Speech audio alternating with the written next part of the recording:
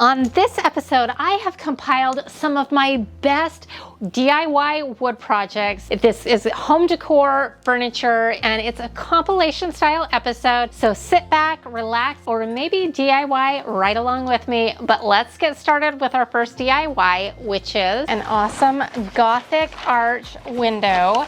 Similar in style to the ones that you'd see Joanna Gaines using in her designs. They're really fun.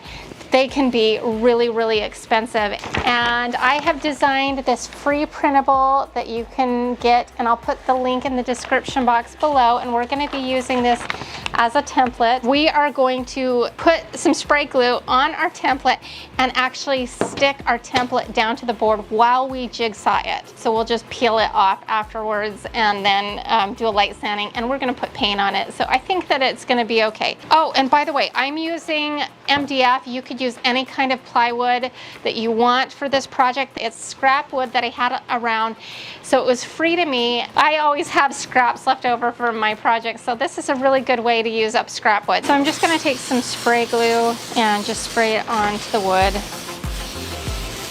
We're just going to let this get tacky by letting it sit for 30 seconds, kind of get rid of some of these bubbles.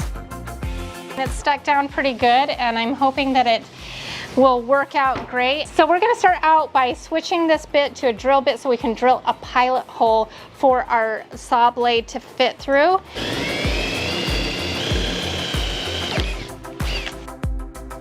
Now we're going to start cutting, so you want to make sure that you have protection for your eyes, and so I always have my nice little safety glasses. Now we get to use our jigsaw. All you have to do is pull on the trigger. Yeah, we're powerful.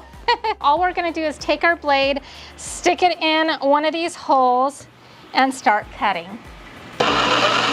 Just keep cutting and keep cutting till we have all of the white space gone.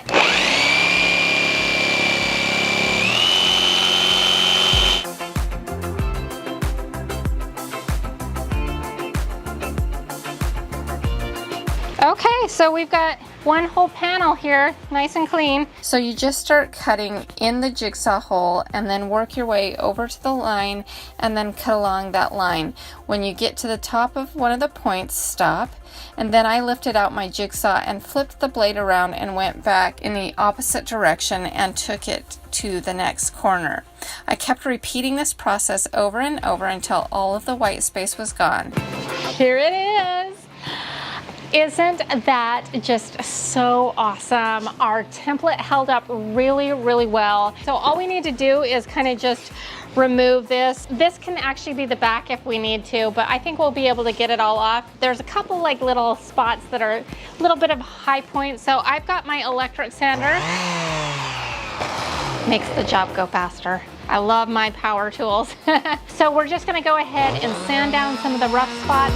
We are done sanding and we've smoothed down some of those rough spots. I'm really happy with this. I think it looks fantastic. Now I want to show you what's going to take it over the edge to make it look more authentic and just more finished looking. So I picked up this PVC flat, I think it's trellis molding, and this whole 8-foot section was $4. What's awesome about this is it bends, and so we are going to just nail some of this to the edge to finish it off. And then I also had this left over from my shelf build, and so I'm going to be putting this because it's a little bit thicker and a little bit more sturdy on the bottom, but you could use this all the way around, so that's just up to you. But this way I can get away with just using one of these, and then I can use this on the bottom. It's a little thicker, a little sturdier. It looks a little bit more like a windowsill. So what we're going to do is we're going to very carefully and scientifically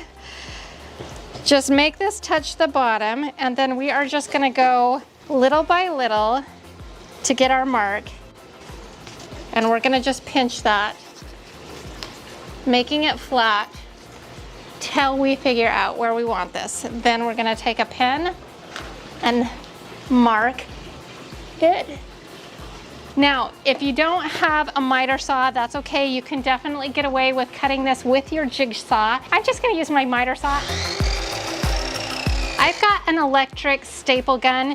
What's nice about this is it also shoots brad nails and it takes all the hard work out of it for you. These are little tiny brad nails and they're going to be perfect for what we're doing. You just slide those in there on the side and click it into place like that. All we're going to do is drive those nails in, and then we'll do the same thing to the other side, and then we'll put on the bottom piece.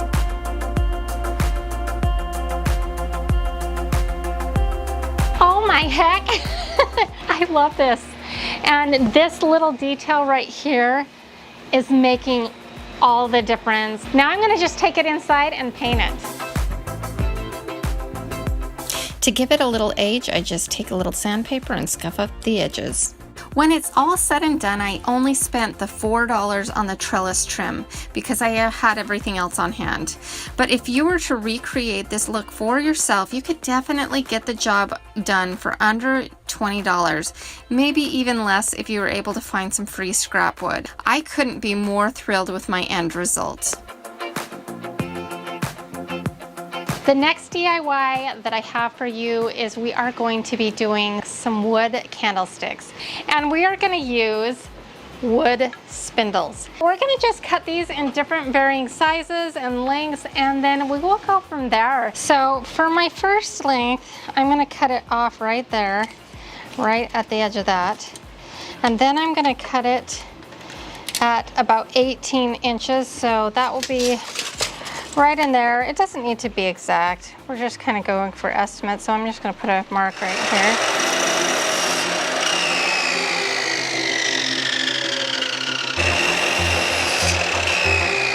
Well, that looks pretty good.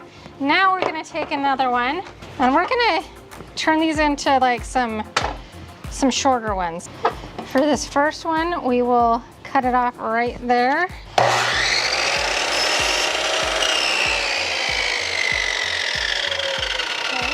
So we'll turn this one into 2, make a mark. It doesn't need to be exact. And now for this third one, I am going to do maybe the same length as that, but it's much shorter obviously.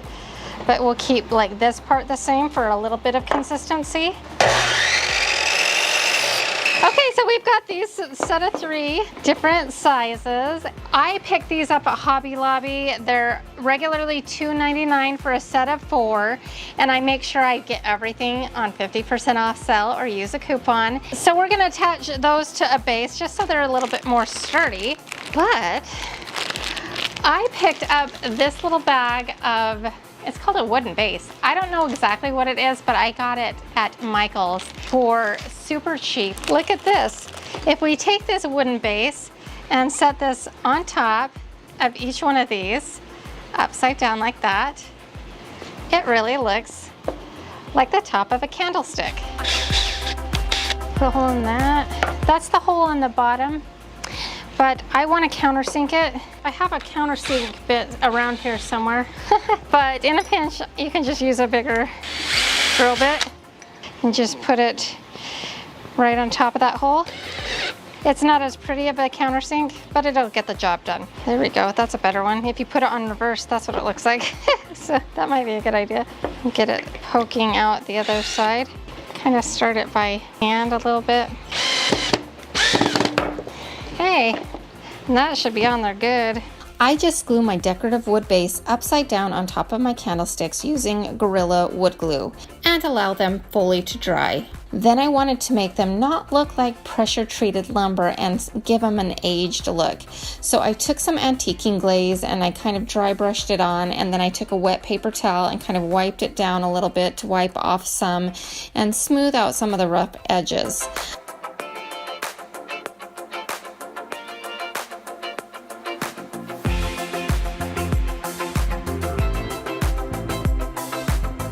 I repeated this exact same process with white chalk paint over the top.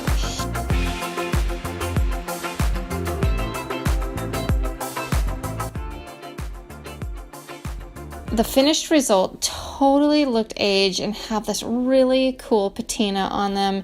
And if I ever decide to use them as an actual candlestick, I might switch out those tops with the candle cups. But all in all, I spent a total of $6 on all 3 candlesticks, and that's not too bad considering the magnolia ones are over $20 a piece. Our next DIY is a scrollwork end table.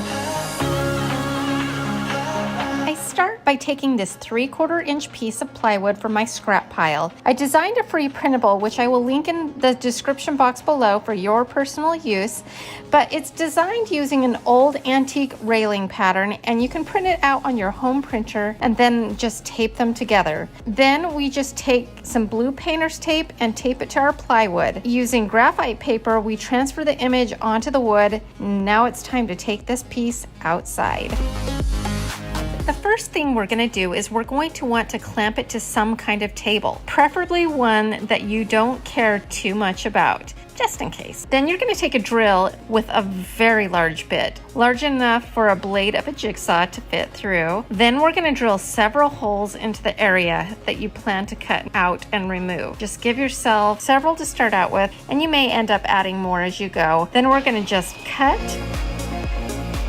away. You may need to back out and go in different directions, but all you're trying to do here is you're taking your saw and you're cutting along the dotted line, so to speak, to the best of your ability. Now you'll note that mine is definitely not perfect by any means. Just do the best you can, and then the rest you can kind of sort out when it comes time to sand. So this entire cutting process took me maybe 1 hour for this project, and I actually don't think that that's bad when you consider how intricate our pattern is. Isn't that cute? And we're gonna make it look a little bit better now by just sanding. And we're gonna sand the front and the back. We're gonna sand some of these long edges and into some of the grooves the best we can with our hand sander.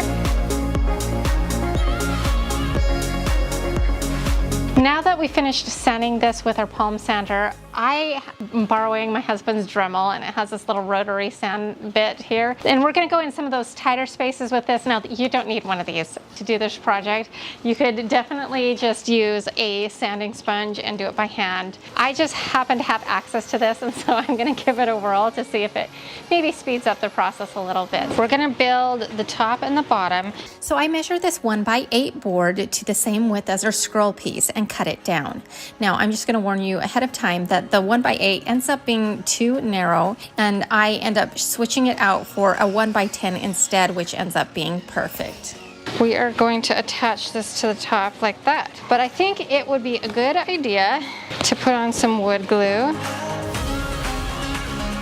We're gonna line that up. This is an 18 gauge brad nailer, and we're gonna just shoot some finish nails in through the top, and hopefully we don't miss.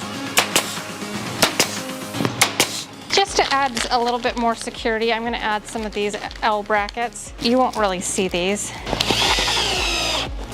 I've got the top on, and now we're gonna work on the base. I'm making it 2 inches longer than the top to kind of give it a decorative element. Plus, I'm gonna be reusing that smaller top to kind of add a little decorative edge and a little bit more weight. I attach it with wood glue, nails, and brackets, kind of in a similar way that we did with the top. But at this point, I decide to add 3 brackets, and I also add a couple of extra pieces of wood so that I could shoot some nails in from the front side and add a little bit more stability. Now we're gonna beef up our top by adding some trim. I take some 1x2s and miter them to wrap around the top, and I use some glue and finish nails to hold them into place. Now, as you can see me handling this table, you will notice that it is a little bit top heavy and it's easy to move around. So here's what I would do differently next time. If you want it to be more stable, I would suggest doubling the depth of the base so it was 20 inches deep that would slide underneath the sofa. I didn't end up changing this out at this time because once I slid it on my couch and did a dry fitting, it was super solid. But my sofa sits pretty low to the ground, so the weight of the sofa kind of is holding it into place and making it sturdy. And this is why I'm such a huge fan of just getting up and just trying power tools. I've had no formal training and I'm just learning as I go. So this is something that I will know better for in the future. And it ended up working out this time around for me. But with each project, I learn new things and I just improve my skills. And that's how it will go for you as well. With our table built, it's time for the finishing touches. I take some plastic wood in a natural color and fill in all the nail holes and all of the cracks, and I allow that to fully dry. Then I sand it down so it's nice and smooth and cover up the top with some paper and painter's tape, and then I spray the whole base of it in a white spray paint in a matte finish.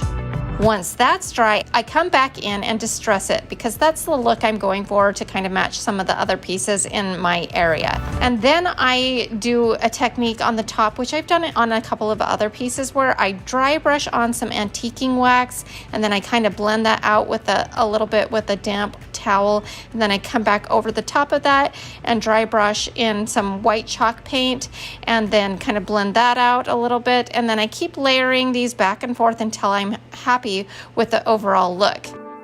Once it's all dry, I come back in and finish it out with some furniture wax, and that's it. Can you believe that I built this from wood that was sitting in my scrap pile destined for the dump? I mean, I can't. I seriously can't, and I'm so excited about it. Up next, we have Pottery Barn ladder, and we're going to be doing it pennies on the dollar. This one retails for about $170, and that's not even shipped. By the time you get through taxes and shipping and all of that, you're going to be looking at around $200 on this contractor grade, and it says it right there on the page, ladders. So the first thing we're going to do is we are going to need some 2x2 lumber, and you can spend about $2.50 for an 8-foot piece, and you're gonna need 2 of them. Well, I lucked out because I got one that had been cut down a little bit. I'm not quite sure why. You can't see it here because it's out of the shot.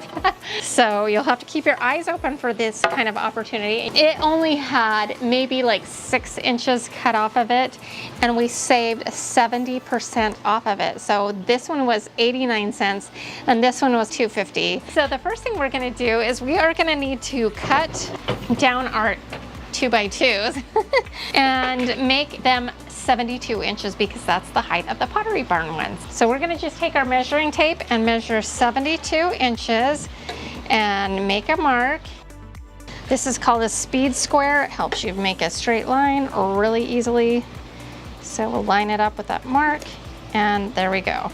So that's our cut. Now we're ready to cut. We're gonna take our blade down, line it up with the outside of the line, not the middle. You want it right on the edge. Make sure it's all lined up, and then we're gonna cut.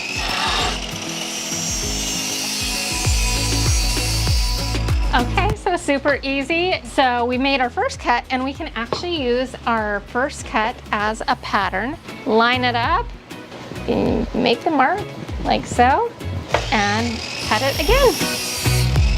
Okay, so this is a 1 1/8 inch round dowel, and we are gonna try to get 3 rungs out of it.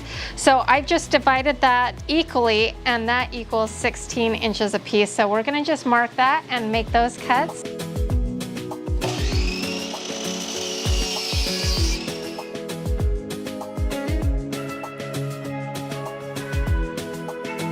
I think that we are good to go, and we're ready to move on to the next stuff. We are going to take a wood boring bit, and that's what this looks like. And we are going to bore some holes in.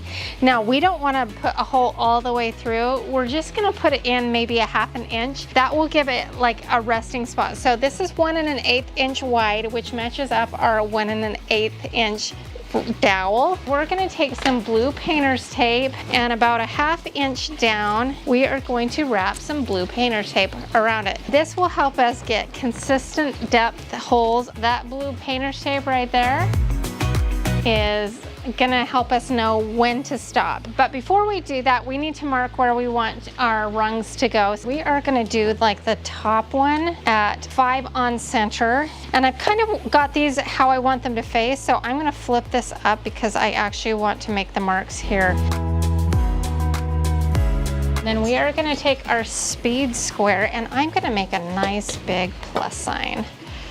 Okay, because I want it to be very obvious where center is. This is 1.5 inch wide, so we want that to be 3/4. So X marks the spot. Now on our inspiration piece, there was a little bit bigger distance on the bottom portion. So even though we did 5 at the top, we're not doing 5 at the bottom. I think a good distance would be about 10 inches, so double. So we've got 10 and 5. Now we're gonna equally distribute the other 3 rungs so that they're kind of evenly spread. So we're gonna get those dimensions. Next, we space out our middle rungs evenly, and I mark on either side where our dowels should go, which was about 13.5 inches apart. Then I mark center like I did on the top and the bottom.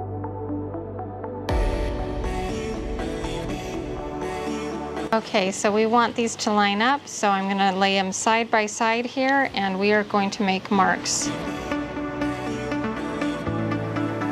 With everything marked, it's now time to drill our holes. Okay, so we're gonna take the tip and kind of line that up, push down, and start drilling.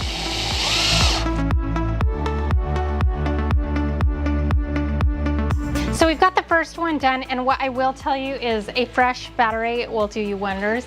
Also, if you feel like it's getting caught up a little bit, reverse it and then unreverse it, and then we'll just do it down the other side.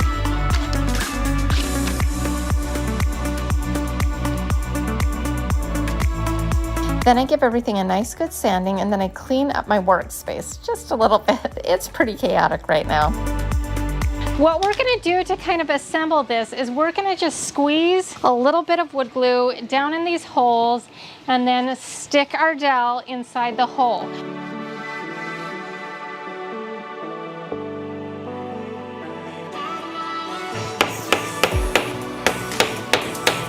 Okay, same here, kind of wiggle it down. Then I lay it down gently, take my speed square to make sure the rung is nice and square, and then I take a finish nailer and drive a couple of tiny finish nails into our rung. Now you could do this by hand with a hammer and nails, but make sure that the finishing nails are kind of small and not very noticeable. And there we go, and we'll just do this all the way down. Then we repeat this process on the other side.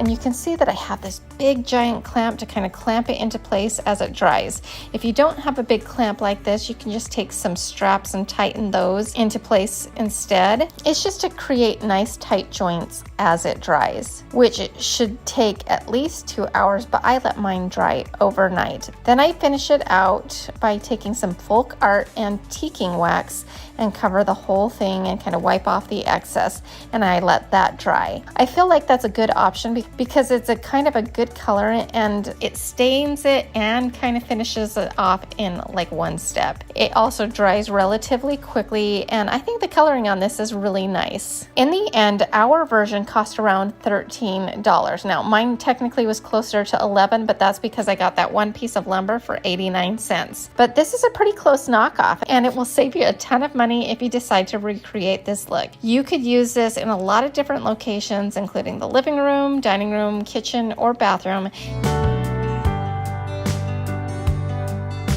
So for our next DIY, we are going to be making a small version of a blanket ladder, except for it's going to be for tea towels. And I had a couple of 2x2 lumber pieces left over, I don't know, maybe from my last blanket ladder, I'm not quite sure, but I had a couple of cut off pieces that would work perfectly for this, so I didn't have to buy it, but a 2x2 is relatively inexpensive. So with our side pieces, I cut them down to 18 inches. And then I wanted it to lean easier and not be lifted up. And so what I decided to do was put a little angle on the bottom, and I ended up cutting those bottom pieces at a 10-degree angle, and that's just so it would lean nicer up against the wall. Then I had some leftover wood dowels that were sent to me in a mystery box challenge. I think she sent me 2 packages and I only ended up using 1. Now I left these the length that they were. If I were to do it again, I would have probably cut off 3 inches from these and made them 9 inches long. So I'll I'll just tell you that ahead of time, but I did leave my dowels as is. Then we needed to kind of mark where we wanted all of our rungs. And what I ended up doing is doing the top one at 2 inches on center from there. And then the next one was at 8 inches. And then the next one was at 14 inches. So it started at 2 and then every 6 inches. And then there was 4 inches on that bottom rung. Now we're gonna use a wood boring bit. This is a 3/4 inch bit. And we are gonna drill just barely in to create holes to countersink our wood dowels in. It will just make it more sturdy this way. Now you could just like shoot some nails in from the side or screw some screws if that's what you have available. But I really think this is a really nice way to put these together, and you just kind of drill down just a little bit so that you can have something to shove your dowel into. And so that's what we did, is we used this wood boring bit. Then we took a little bit of wood glue and kind of squeezed it all together. We might have used a hammer to get them in so it was nice and snug, which is actually a good thing. And then we shot in a couple of longer finish nails through the side. And the reason I did that is just for a little bit more added stability. And then we left that to dry. And then later on, we took it inside and stained out the whole thing in an antiquing glaze and let that dry. And that was it for that project. Then you just hang your tea towels from it. I added a little boxwood wreath just to kind of give it a little bit of personality. I've leaned this up against my tile backsplash in my kitchen, but I think it would be really fun to have that next to a sink if your sink has something to lean it against. I just think this is really cute and adds a nice piece of decor and interest into your kitchen. You could paint this out. I ended up, doing kind of a stain treatment with the glaze, but there's a lot of possibilities on this, and I just think it's so cute. Our next DIY is an amazing command center with a little bit of a twist, but for this we're gonna need to get powerful, use some power tools, and I'm gonna meet you outside. So for our message center, we are going to be using a piece of faux brick that I had left over from my bathroom makeover. So I cut this down to the dimensions that would work for our project, and I kind of did this by laying out all of the elements of the command center to a certain degree and just kind of trying to visualize how it would all be set up. Then I had some leftover wood trim that was a little bit too wide for what I wanted for the frame, so I ripped that down on my table saw as well. I really love a table saw because you can really cut things down to specific sizes, and if you don't have a flat piece of trim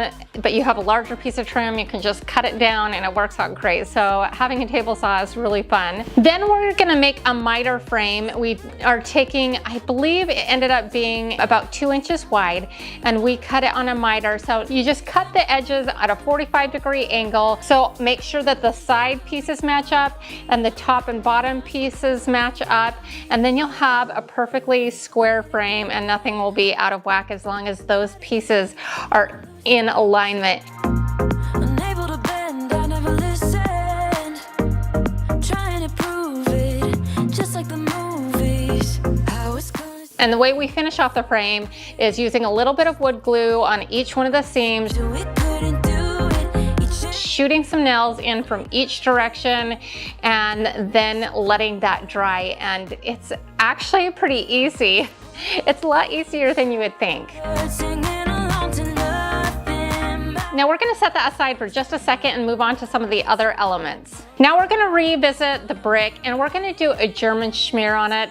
This is the same technique that I used in my bathroom renovation for my half bath on my main floor. It's really cool. One of the reasons I wanna do this is because where I'm gonna end up putting it is in close proximity to that.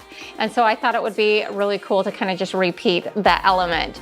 So all you do for that is take some joint compound, kind of just put it on in a random pattern. Usually it's best to work on a 45-degree angle, and normally I would use a wider putty knife than I used here, but I just found that one easily and I just made do with it. And so I just used some fast dry spackle because it dries very quickly, and just kind of pushed that into all of the joints and scraped it off, and then we set that aside to dry. The next element is I wanted to have a little place to put a little floral. What I decided to do is kind of build like a little box for the little plant to sit down in, and then I can easily switch it out. It doesn't have to be the same size pot, and I can maybe even use it for pins if I didn't want to put the floral there. You could just put a whole bunch of pens and pencils in this box. It was very versatile, so that's what I ended up doing. And all the dimensions I'm not really giving because it's really going to depend on what size and scale you end up making, but you just kind of lay everything out and see what works. And honestly, I didn't even measure these. I just kind of eyeballed everything on that, and I built a simple box without a back. So I did a more sturdy bottom and then some thinner wood around the edges to build that out. Next up, I wanted to put in a letter holder, and so what I did for this is I cut down that same like 1x3, I think is what I used, cut that down to the same width as our box below it, and then did some thinner side panels again and cut that down to size. And then I used some paint sticks for the front to kind of give it like a crate effect. And then I ended up nailing that all together as well, and no back again on that as well. The next element was a little pencil ledge or a chalk ledge. You know, this is just a little ledge that we could put the marker for the whiteboard, or chalk for the chalkboard, and maybe a pen or a pencil just to have handy. I just took, I think it was a 1x2 this time around, and then a little bit of trim that was similar to the thickness of a paint stick, but it was just some scrap wood that I had around. I just gave it a little ledge on the front and called it a day. It was very simple for this part. Then while I was cutting everything down, I took a 5x7 frame from the $1.25 tree, as my kids have coined it, or the Dollar Tree. It was these simple black frames, and you'll see that we're going to be using those a lot in this project. But I also had a chalkboard from the Dollar Tree as well, and it was a little bit too big for this frame, but I wanted to use this frame to kind of frame out the chalkboard. So while I was cutting everything, I just cut that chalkboard down to fit in that frame. So with everything built, and before we head inside to kind of finish things out a bit, the joint compound on my brick was dry, and so I went over that with a matte sealer, just sprayed it on really good and left that to dry. And the reason I did that is it will kind of seal all of our joint compound and richen up that brick, and I just think it's really good to finish that off and not leave that unfinished, but that's kind of an optional step. Then we went inside and I painted out all of those wood build items in a matte black chalk paint. I did the frame, I did all of the pieces in that black chalk paint and let that dry. Then I attached the frame with some E6000 glue, a very generous amount, but not so much that it squeezed out the edge. And then we're gonna let that dry, but I'm not finished with this step. We're gonna do a little bit more in a little bit, but for now we're gonna leave that be. And then I had this kind of bigger frame from the Dollar Tree, and it was kind of a square one. I think it's about 11 by 11. You know, you're gonna have to check your stores. Not everybody has the same thing. I bought a whole bunch of these a year or two ago, and they've been in a stash. It just so happened that it was pretty close to the size of this scrapbook paper that I picked up at Hobby Lobby on like a 4 for $1, I don't know, like a year ago. It was just a blank calendar sheet, and I took out the glass in that, cut that scrapbook paper down to size, and then I put everything back in the frame. And then I took another one of our 5x7 Dollar Tree frames, the same frame that we used for the chalkboard just a second ago, and I took a piece of cork that I got from the Dollar Tree and cut out 2 pieces of that and kind of layered them on each other. And then I used the backing of the 5x7 frame and stacked that all in there. Now it's time to totally assemble our board, and this was super fun. So what I did is I took E6000 and applied it to the backs of everything and glued everything down, and then I left it overnight to dry. Now we're gonna not leave it as is, even though it might be strong enough. If you were just going to be using adhesive, and nothing else. I would probably recommend something even stronger, like a liquid nail or something like that. So the next morning, after everything had dried, I went outside, and from the back side, I kind of measured out where everything was, shot in a couple of finish nails just to make sure I was hitting it in the right spot, but also to add stability. And then I took some screws and went ahead and screwed in from the back side some longer screws into all of the bases of our wood pieces. That will add a little bit more strength and stability to our project without, you know, messing up with the aesthetics of it. And then to kind of finish out the frame, I went from the back side and shot some nails from the back side in, and making sure the nails are not gonna shoot all the way through the front. We wouldn't want that to happen, so make sure you're using the right length of nails. And this will just kind of make our piece a little bit more sturdy. And I have to tell you, I really love how this turned out. This is going to be an easy build, so even if you're a beginner, you can totally do this. We might use a miter saw and some power tools, but I'm going to kind of walk you through that process. From my fireplace build, I have a whole bunch of these 2x3s that I've had forever. We are going to turn them into some kind of tall planters that we are going to use in our patio makeover, which is coming up in a couple of weeks. And I thought that this would be a good way to make a serious dent on my scrap pile. We're gonna go over to the saw, and we are gonna cut these down. We are gonna start cutting some wood, a lot of wood. Okay, and then we can use this as a pattern. I'll put a P on it for pattern.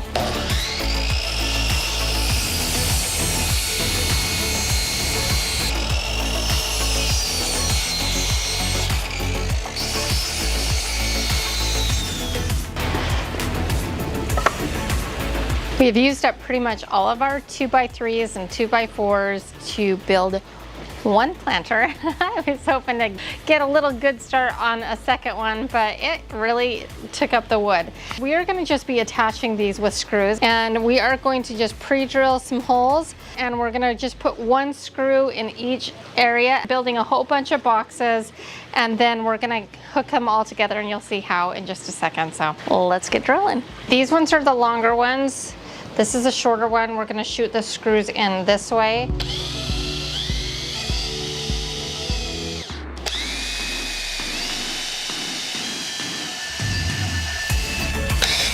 Okay, so we've got some pilot holes. Any warped edges I'm going to try to put on the inside. Make sure it's lined up on all sides.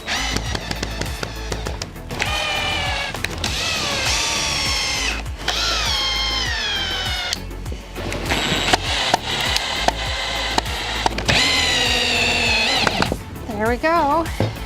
Okay, so that's pretty sturdy, and we'll just build a whole bunch of them, and then we're gonna stack them together. I'd originally planned on taking it up a bit taller, but I'm really happy with this height. And of course I want 2 of them, so I decided to hang on to the extra pieces and use them for my other planter. And I'll probably still have to get some extra lumber for that. Isn't this fern so pretty? I think it's gonna be gorgeous when it's all said and done. So I've just kind of set this in here so you can kind of see what it looks like, but let's lift this out because I've got to show you what we're gonna do next. So all of these boxes are kind of separate, but we need to attach them. So what we're gonna do is we are just gonna cut down some 1x2 for the front long sides, and then this 1x3. See if I can do this without dropping it, to kind of hide all of that. And then we'll use a little wood glue and finish nails and nail them all into place, and that should kind of hold them together. And we've got some kind of ominous weather looking. I hear some thunder. I haven't seen any lightning, but I'm kind of hoping it holds off so that I can keep building. We're kind of working around some weather this week. I just take my 1x2s and my 1x3s and hold it up to where we're placing them and kind of make a mark where we need to make cuts.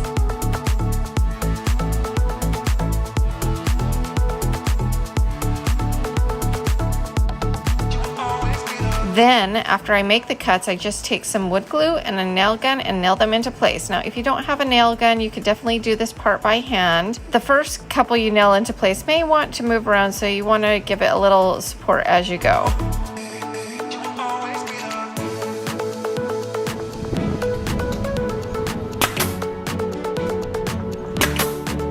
So, looking pretty good, right? I love that. If you wanted to do kind of a natural look, I would go ahead and get some natural colored wood putty, fill in the holes, and kind of give the whole thing a good sanding. And then you're gonna wanna find something to seal it with. It's actually a really pretty look. I'm gonna go ahead and paint mine black. But first, before we paint them, we need to build a second one. Well, this one is really nice, and we built it with screws, which is, you know, if a drill is something that a lot of people have on hand, it took a while, so I am breaking out my big framing nailer, and we are gonna bust the second one out in no time. I like this gun. This nail gun is the coolest. So we'll fill in the holes, let it dry, and then probably tomorrow, we're gonna be painting a bunch of stuff tomorrow. Because of the rain delays and all that, I am gonna delay one of my bigger projects for probably the extreme makeover. So you'll have to stay tuned for that, but I've got another really fun one coming up. Now it's time for the big guns. Oh yeah. Protective eyewear for this is a must. Woo! See? Look how fast that is. One down, several more to go. But that was way faster.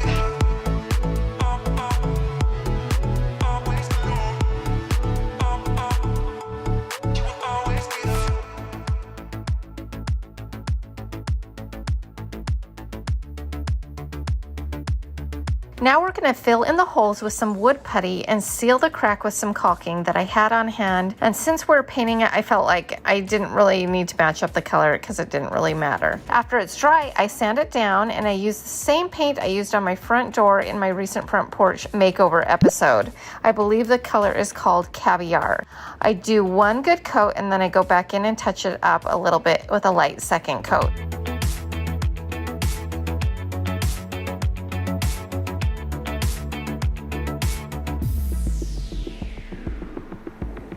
You'll notice at the tops that I did add a couple of cleats, and that's because my pot didn't end up fitting in there as well as I had hoped. So just keep that in mind when you are making yours. But I just love how my scrap wood planters came out. You could totally make these with 1x3s and 1x4s if you want something that doesn't weigh quite as much as these ones, because these are definitely sturdy, but I love the way these look. So I toyed with a bunch of ways to use this toy. Do you like that? As far as decor, not so much, but I did come up with a way to use this in a meaningful way to complete an awesome DIY using some other Dollar Tree items that I really hope you love. So the first thing you're going to need is one or two of these wooden wreath forms that you can find at Michael's. Now, what are we gonna do with these? We are going to make a chandelier. So here's the plan. I have some concrete left over from my last mystery box challenge. We're gonna use that again because I had it on hand already. We are gonna just remove all of these puppy paws, and we're gonna set them aside. They are my backup plan if this goes awry, because we still want to use this in some way for the DIY, and I do have a backup plan for these if this doesn't work out. We're gonna take this cooking spray, and we are gonna spray this because we are gonna fill this up with concrete. And those are gonna act as the base stems for our chandelier.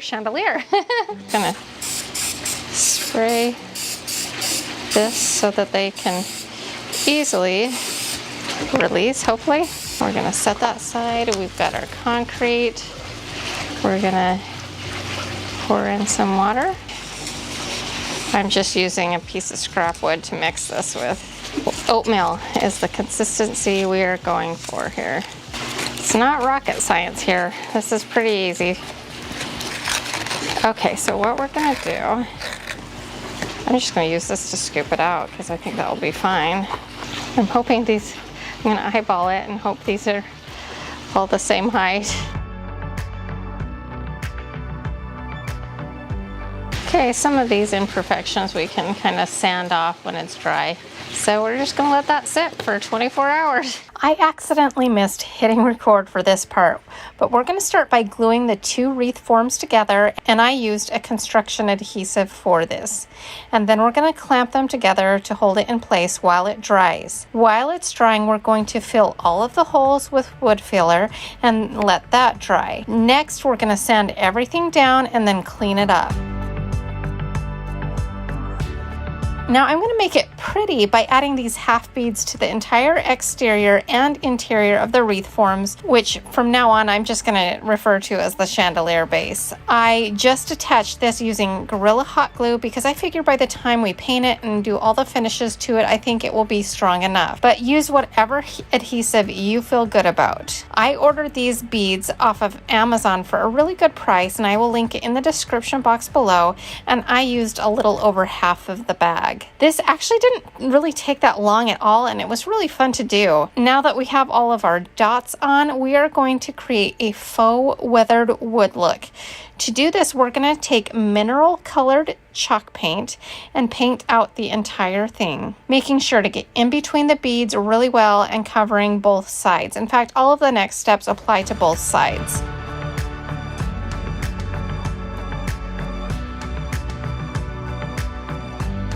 Next, we are going to dry brush on some of our antiquing wax that we've used on all of our other tutorials pretty much, and kind of blend it out a little bit as we go, as you see me doing here. It really doesn't look that pretty at this point and that convincing of a wood grain, but it will, so stay with me. Make sure you hit all of the beads on this too, but it does not need to be a wonderful paint job of them all, and imperfection is just fine on this.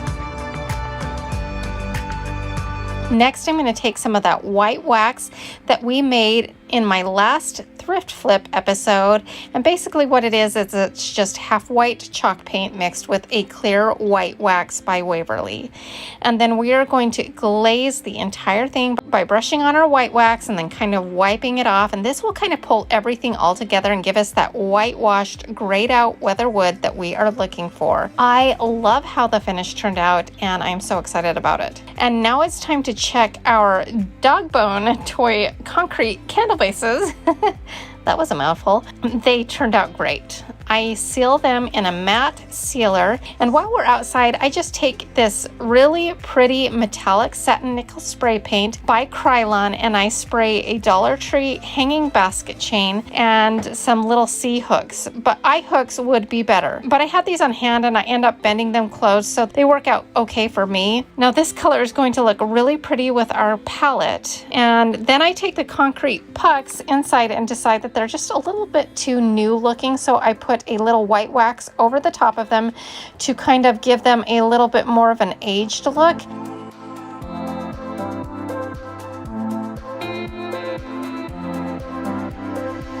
Then I evenly space these out and decide that the best way to attach them is by using some pipe fitting cement that you use for bathroom pipes. But you can use any kind of construction adhesive that you would like. But I would make sure that it's something pretty strong. And I would also let it cure for 24 hours before actually using your chandelier.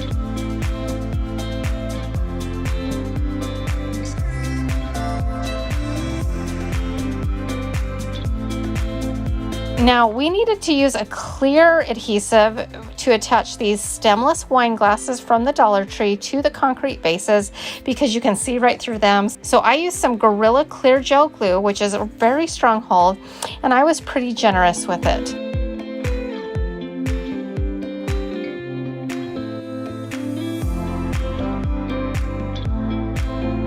Now it's time to attach our chain. I very carefully pre-drill the holes centered in between every two glasses and then screw in our eye hooks and attach our chain. Now all we need are some candles. Now I'm displaying this hanging from a tree outside because I think this would be a really romantic chandelier for a picnic or a date night, or even something fun for a wedding. But you should note that the rings are made from MDF, so moisture will affect them. So just keep that in mind. I'm going to find a good spot for it in my house because I absolutely adore how this turned out. I really think it's amazing and affordable, and I know I stretched the envelope a little bit by using the dog bone, but there was no making anything really cute out of that, let's be honest. So I used it functionally instead, and I hope that works for you as much as it did for me, because I couldn't be more happy with my end project. And for our next project, we are going to make a faux farmhouse decorative scale. And I've been wanting to do this for a while, and this was the perfect opportunity. So I've got a spindle here. Now I'm going to be using an electric miter saw, but if you have a miter box and a drill, you can probably get this done. So you don't need the big tools, but it does make life so easy. So what we're going to do is we're going to use this as the center support, and this is going to be kind of our faux scale, right? And we are going to cut this down. I first cut the spindle down to 18 inches, leaving about 1.5 inches on top before the turning start.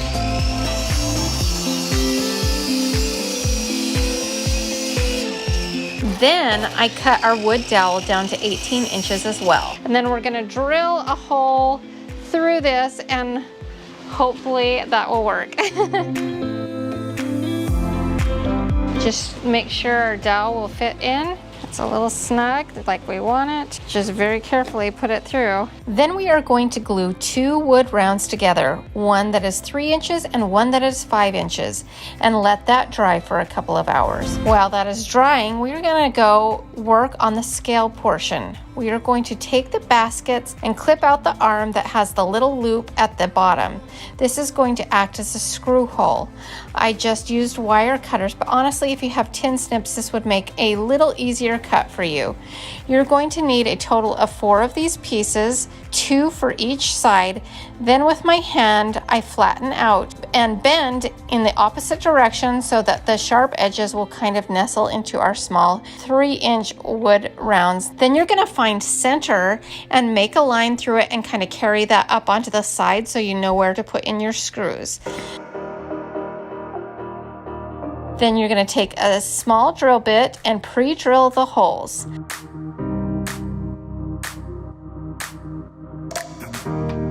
I just used some short screws that I found in my stash that kind of have a wider head at the top. Then you slip the screw through the loop and drill it into place. Now, just for a little added security, I add a tiny bit of hot Gorilla Glue just as a backup. Do this on either side. Do you see what we're building here? I know this may seem a little complicated, but I hope it all makes sense in the end.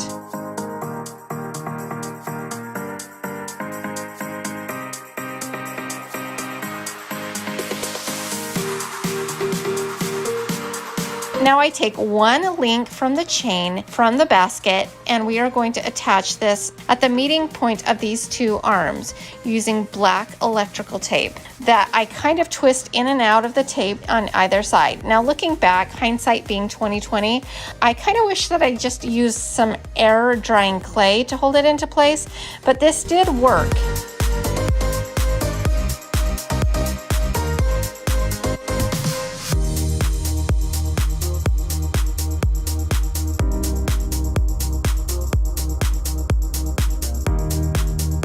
Then we take our hook and 4 links of chain plus a little clasp from the basket and hook that onto the top of the individual chain link, like I am showing you here.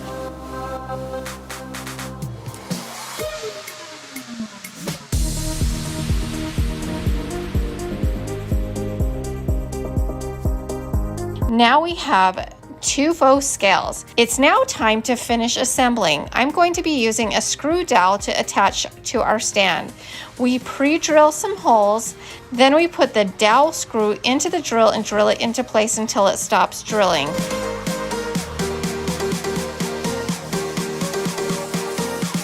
And then you hand tighten the spindle onto the screw dowel. Now it's time to add some embellishments. and I take a daisy that I made with air drying clay, which I'll show you a little bit more in detail on another DIY coming up in a few minutes. Make sure it has dried probably for about 24 hours. With it dry, we're going to now hot glue that into place with Gorilla Hot Glue.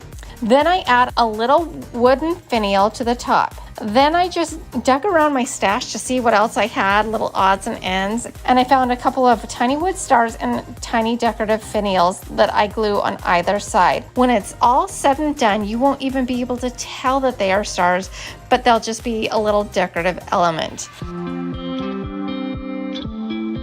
Then I pre-drill on the bottom of the dowel about 2.5 to 3 inches in, a hole for an eye hook, and twist those into place by hand.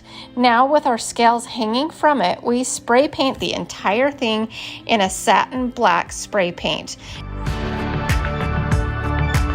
All right, up next we have a casserole tray. This tray is gonna come in hopefully real handy, and we're gonna build it from scrap wood. I literally cannot think of a more perfect first power tool project. This is going to be so much fun. And I've dug through my scraps and I've got perfect scraps to build this with, but mine happen to be the right dimensions, which are 10.5 by 14.5. And I have these shorter scraps. We're going to cut them down to fit the sides. This is going to be fun to have. I'm really excited about this. So I am using 1x4s for the sides, and we are going to cut down the short sides first, and then we're going to cut the long sides, just doing butt joints.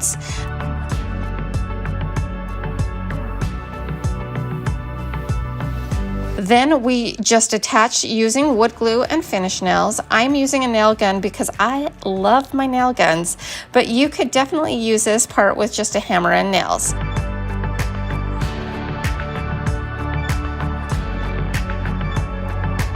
Fill all the nail holes with a little lightweight spackling.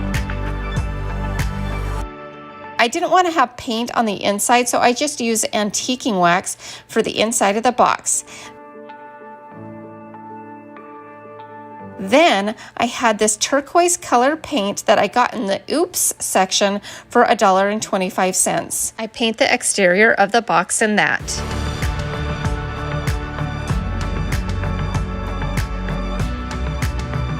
I put on these adorable handles that I get at Hobby Lobby. They're so cute and chunky, and they run $3 each on sale. I screw them in by hand, but the wood is soft enough to be able to do this.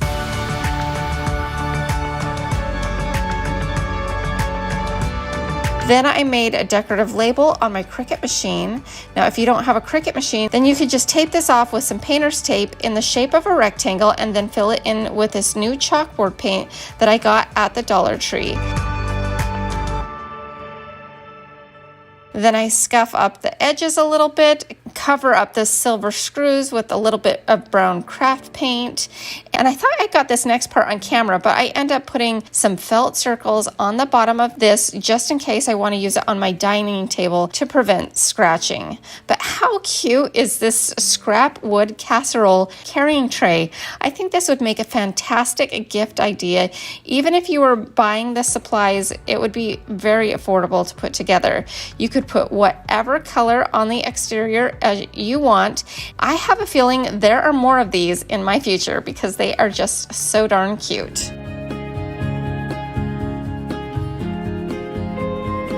Okay, so I really loved this little table. It's really cute, but I really hate my dog crate that's over on the other side of the room, just kind of floating and being so noticeable. So what I'm gonna do is I have a different home for this. If you wanna see where I'm gonna put it, stay tuned for a future episode. But we're gonna take this out and then we're gonna go outside and build something to go around my dog crate so it doesn't look so much like a dog crate. On to bigger and better things. So we've got Dolly's crate here, and this is going to be a new end table for our sectional and double function as her crate. I'm going to try to use scrap wood only and not make any trips to the home improvement store. So I'm going to look through my stash, see what I have, and see if we can't just put together a simple table in a few minutes. Well, maybe 20 to 30 minutes, not including painting time. So let's get rummaging. The sun's kind of starting to set over here, but this is what I found, and I'm trying to get this built before sunset. But I found these long boards for the top, and then I've got a couple of these boards. I might have to rip these ones down on my table saw, but I'm bound and determined to do this with just scrap wood. Let's see what we can do.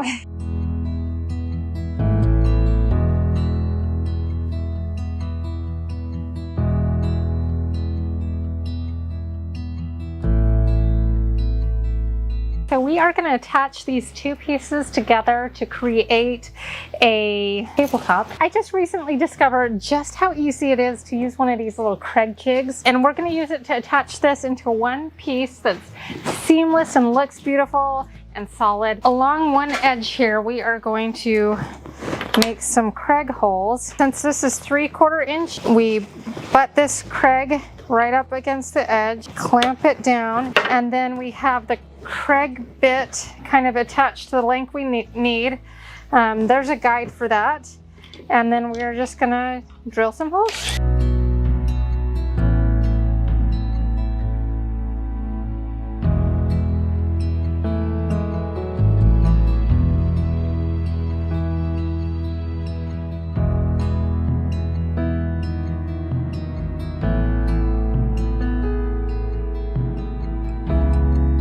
It is really cold outside right now. We weren't able to finish last night, and it's 41 degrees this morning. I didn't have the exact lumber that I needed, so I found this piece of wood here, and we are actually going to cut this down right here, and then we're gonna rip it into 2.5 inch sections, and we're going to make this board work for the side pieces as well as the table trim. You'll see what I'm doing here. We're just going to make this work.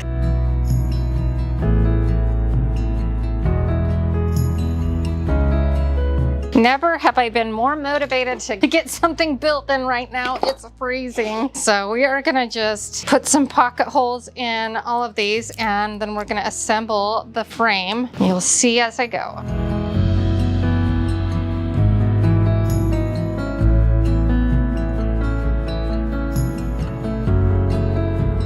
We have our pocket holes, and we're just going to put some wood glue on each of the ends. We're going to line this up, clamp it into place right on that joint. Then we're going to take our pocket hole screws and screw it into place.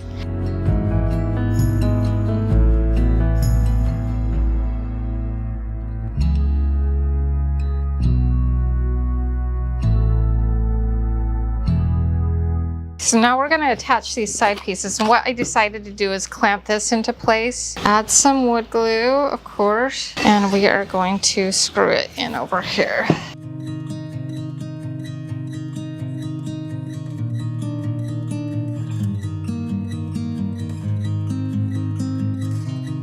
So this is going to kind of give you a rough idea of the layout of it. So this is the front, so there's still a way for her to get in and out.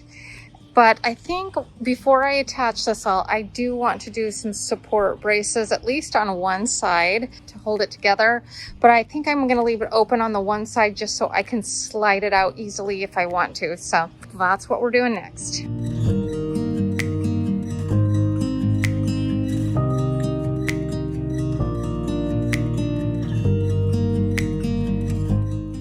So this is kind of what it's going to look like. I just wanted to give you a rough idea. All we're going to do now is just kind of sand this down really good, spray paint it, and while that's drying, then we're going to finish out the top, and then we'll attach that.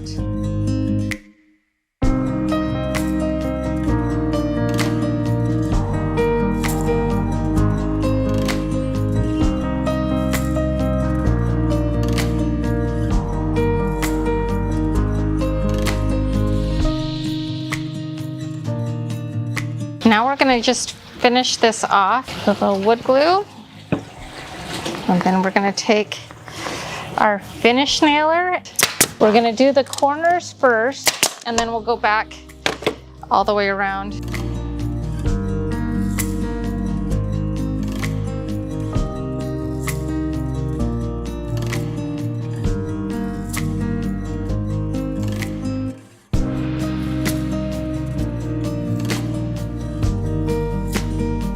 Okay, so here's a little hack for you.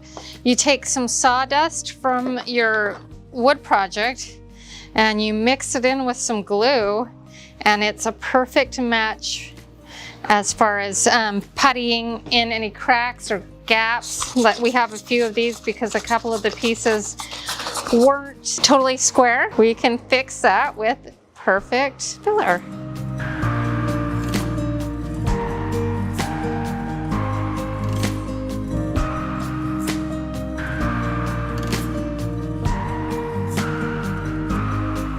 Okay, so now we're gonna finish the top, and we're gonna just finish it similar to the other woods that I finished in the room. The lighter ones, not the darker ones.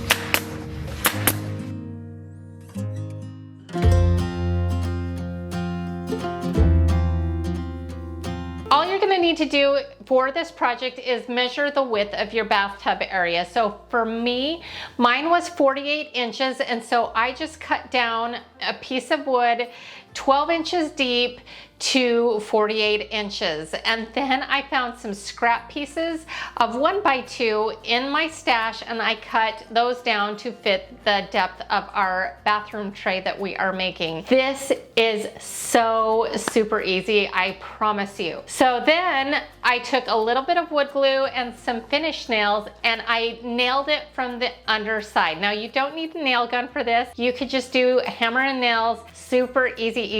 And then once that was dried, I just made sure everything was sanded down really good, that there was no sharp corners on the edges. And then I proceeded to stain the underside first and then let that dry, and then I flipped it over because the underside needed some level of protection, but really all you're gonna really be noticing is the top part, and so that's where I really paid a lot of attention. I did 2 coats of the stain and poly in one and let that fully dry for a couple of hours, and that couple of hours turned into a couple of days before I finally got around to adding the handles. I picked up these handles on clearance at Hobby Lobby. I think they were $3.50 a piece, making this bathroom tray super affordable. And then I just screwed that onto the top part using just some drywall screws, and I feel like those match up with this iron really well. This would make such an amazing gift. So put that in your back pocket and save it for future use, because it's so nice to have, because you can just sit back, watch a movie on a tablet, read a book, burn a candle, just really relax, maybe meditate. It's something that I'm really trying to implement more in my life for health reasons,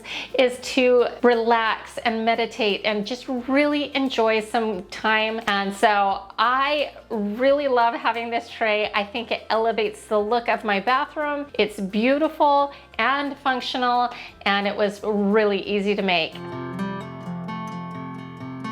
And for our next project, we are going to be making a DIY towel rack. And I had seen a similar idea on Pinterest, but it was a lot cleaner lined and a little bit more modern looking, and I made mine a little bit more traditional, and I did that using one of my favorite things, and that is spindles. So in my master bathroom, I had this really ugly towel bar. It looks so cheap, and I'll get to that in just a second. So we're gonna kind of be building this backwards C, if you will. This is all straight cuts, so I don't want you to be intimidated. This is a wonderful beginner project. You'll do just fine. So you're gonna need 2 deck spindles. I get these at Lowe's. A lot of people can find these at thrift stores, antique markets, wherever you can find some spindles, this would work. And I get them for about $2.36, because these are the small size each, and so super inexpensive. And I cut it down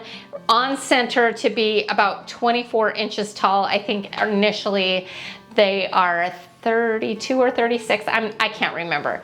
So I cut off a little bit of excess on the top and bottom of these spindles. But the beauty of this project is you could make it taller than mine. There's a lot of flexibility in the dimensions. So I made mine 24 inches tall. Then you're gonna need some depth, and you're gonna need 4 of these pieces. I cut mine 7 inches deep. If I were to do it again, I would cut them to 5.5 inches deep, because I do feel like it's not as secure as I want. I was just kind of flying by the seat of my pants, and so now that I've done it once, hopefully this will help you to learn. Anyway, and then you're gonna need 2 back pieces, and I used just 1x2 scrap that I had, and I wanted it to be not as deep as the other stuff because it needs to screw into the wall. But just kind of use what you have on hand. This is a great scrap wood project here, and I cut those pieces to 10 inches long. If I were to do it again, I would probably cut it in between 8 to 9 inches long and just have it a little bit narrower. I'll show you as we go. So what we're gonna do is we're gonna take those front spindles and we are gonna nail them on either end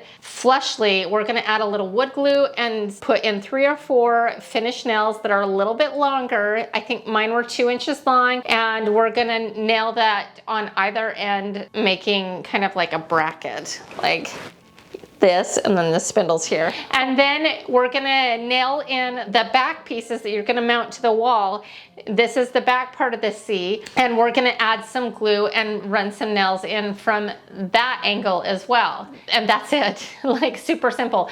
And then I did go in and pre-drill some holes for some screws, 2 on the top, 2 on the bottom, and then I countersunk them a little bit so that when you add the screws that you're going to mount it to the wall with, that it could totally inset. And then I let that dry, and then I sanded it down, made sure everything was smooth, looked good. I made sure all of the nail holes were filled in with stainable wood filler, and then I used the same stain as we used on our bathtub. And then once that was dry and our towel bar was dry, then I just screwed it right into the wall. Now, what I would recommend is using drywall anchors. I did not do that only because I'm putting this here temporarily. I may or may not move it around, and then you just roll up your towels, and I was able to fit 5 very large and fluffy white towels into mine, and I think that you could easily get 6 in if they weren't. I mean, these are huge and so fluffy. As I wash them a couple of times,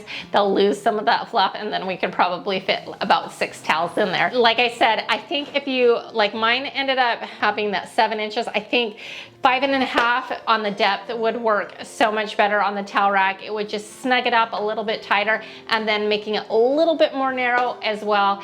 And there's a lot of like flexibility in this project. I really contemplated putting a shelf on top of the towel rack to put like a decor piece on.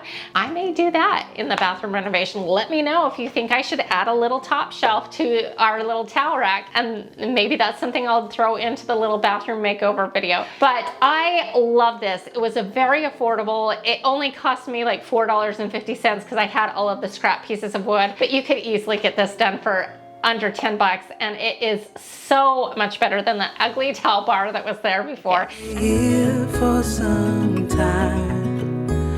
For a long time, I have been wanting to do some large scale, huge candlesticks out of some kind of spindle. This is simple. We're gonna pop on outside and make some of these cuts. So the first thing we're gonna do is cut off this long, bulky part of this. Actually, this would have worked really perfect for the tapered candle thing that I made several months ago, so I might hang on to that for something else. I think we'll just leave like maybe 2 inches of that. We don't need to measure anything. We can totally eyeball this, and that looks about good. And so we'll make a cut. Perfect. Okay, now we've just got to decide here. And I'm thinking I'm gonna split this, but I want this one to be the taller side, and this is gonna be the shorter one. So I'm kind of thinking like right there near the knot. So this is our first tall, chunky candlestick. Loving that. And then we are gonna just cut a little bit off the bottom of this In fact, I might use this as a guide to kind of get the same amount. Like I said, it doesn't have to be perfect, but close would be nice. That's about right.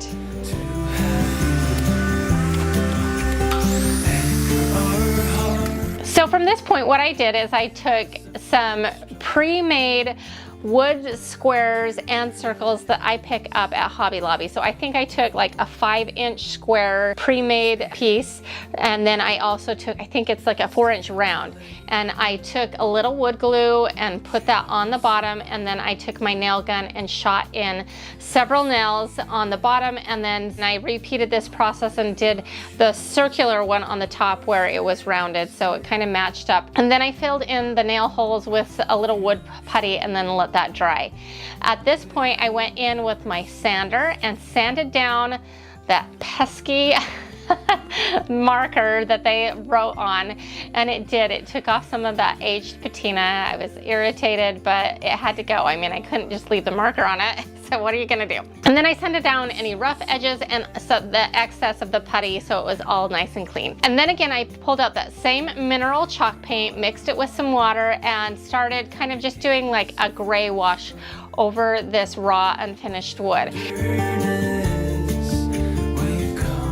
And I did that to one of them, and then the sun kind of set. And then I looked at it the next day, and I could tell that the top and bottom pieces, the new pieces, didn't match up the pillar that was older. I came up with a fix for this. So I got a little bit more water, and then I did a little tiny squeeze of gray paint, a little tiny squeeze of brown paint, and a little tiny squeeze of yellow paint to kind of mimic the tone of what I felt was on the wood, because you didn't want it to be too brown. There was definitely yellowing in it, and it had some gray aspects to it too. I got really lucky. It matched up perfectly. So what I did is I did the fresh pieces in that color wash and the bottom pieces in that color wash, and then anywhere I had sanded, I kind of touched up that area. Then I let that dry, and then I proceeded to go back in and do that same grayed out color wash on the entirety of the candlestick. And then I was able to go back and kind of color correct the top and bottom pieces of the one that I had already done. And then I was left with these really cool candlesticks that you can see back here. I love them. I think they are so cool. I don't think this is the right spot for them. They're not scale-wise proportional, but that's where I put them for now. But you can find these at, I've seen like the raw natural pillar candlesticks at like our house and Pottery Barn, and they're very expensive. And we were able to get 2 very large scale pillar candlesticks out of that $35 pillar, which I honestly thought was a little bit high, but it was really cool, and it was something that I really wanted to do. And then a couple of those wood rounds. So all in all, maybe $40 into the set. And if you were to be purchasing something large scale and grand like this, you would be spending a lot more. So I went ahead while we were working on this project and added a little bit of glue and some nails and a new topper, and it looks so much better. So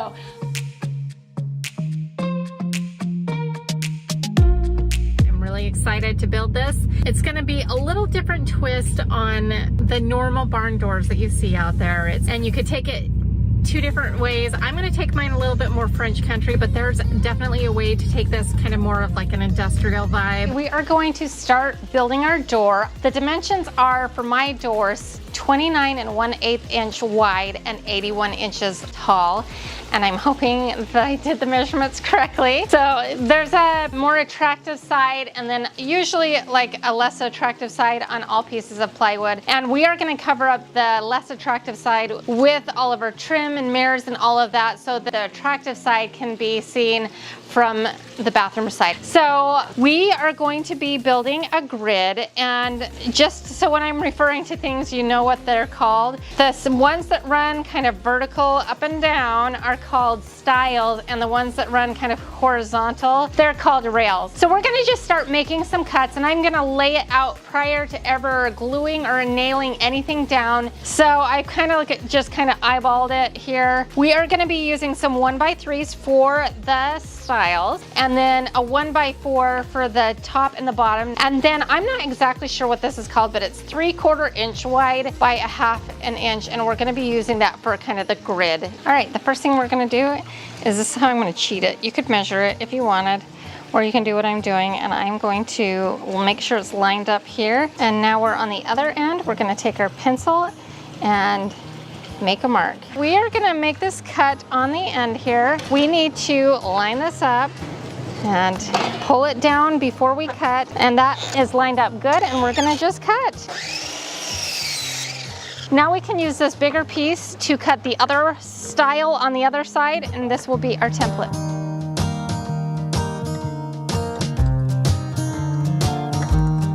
We'll make sure everything's lined up, and we are gonna get the measurement in between here. Looks like 24 3/8.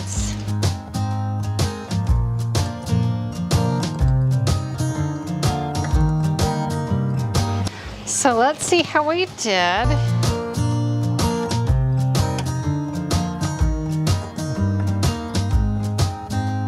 Now we're gonna start working on the grid pattern. We just need to take the measurement from the top to bottom rails, and then we'll make that cut. We're gonna make this cut, then we're gonna pull out the mirrors.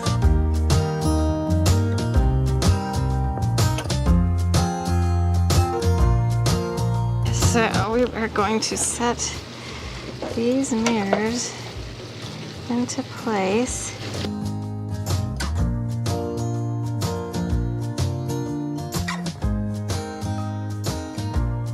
We're gonna make sure that it's even on each side. That looks like spot on 12 inches, but I have a feeling it's not. So let's go over here. I think what we're gonna be doing is like 11 7/8. Once we get the dimensions, they should be the same all the way down. For this next part, once you get one measurement, you can use that as a pattern for all of the other cuts, which will make quick work of it. I've been thinking of you for 2 weeks straight. I know that I need to get myself back in the game. Then prior to actually attaching it permanently, I do a dry fit to just make sure everything's gonna work. And it does. Everything comes back in the blink of an eye. It's like you're mine, you're still mine, babe. Okay, so before we remove everything, I'm gonna take out these rails, these shorter ones, and kind of mark where they go, just because I'm gonna try to not have the mirrors down when we are painting and all of that. So I kind of want to make sure that we get things lined up again. Okay, you could totally use an electric nailer for this, but I'm gonna be using mine with an air compressor because that's what I have. And this is an 18 gauge brad nailer, and we're gonna pull that back, slip that on, and there we go. Okay, we are gonna plug this in, and it's gonna fill up with air. Now all we're gonna do is we are gonna glue all of the wood pieces down and then put some finish nails in them, and so we're just gonna go to town. Everything comes back in the blink of an eye. It's like you're mine, you're still mine. We skip the small talk, 'cause you know me better than I know myself. On my speed a while now since I saw you, but it feels like yesterday somehow. Time has stopped, nothing's changed, we're the same. And we skip the small talk, 'cause you know me, yeah, you know me. So I've made a pretty big boo-boo, and I feel kind of dumb. Hopefully I'll be able to fix it, but what happened is I measured these nails to the outside and they were perfect, but I didn't even think about the fact that this is much thinner than the outside, and so all of the nails that we just put in are poking through. I don't know if I'm gonna like just clip those off or hammer them out or what I'm gonna do, but for the rest of them I do have shorter nails. So our beautiful pristine back is now gonna need some putty and I'm super not happy about that. See, I mess up still too. It's not flawless. I nailed it back out, so now it's kind of flush. We're kind of gonna go with a rustic look anyways, and we're gonna be doing whitewash finish over the top of our stains, so I'm hoping that you won't even notice. Let's just get staining this, and I'm gonna be using Special Walnut.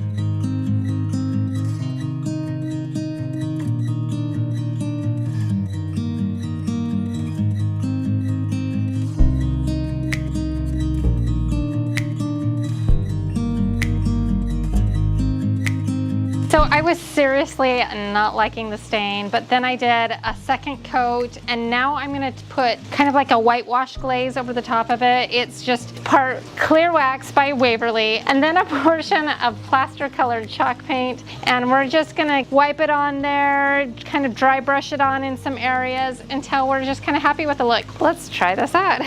And you'll notice I'm not doing where the mirrors are gonna sit for obvious reasons. I'm just gonna kind of dry brush it on a little bit. It is a wax, so it's already going to be kind of loose, and this will kind of give it like a grayed out, weathered look. Use a rag to kind of blend it in a little bit.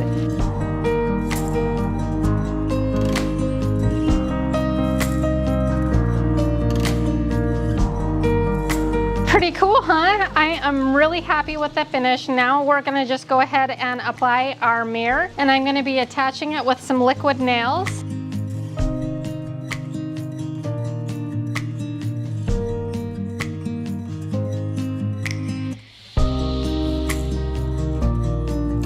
Okay, so this has been a really tight fit. So this is the last one, and we've got a lot of cleanup. I've got a lot of construction adhesive, a lot of places. That's it, and we'll let this dry, but first we're gonna clean up the mess.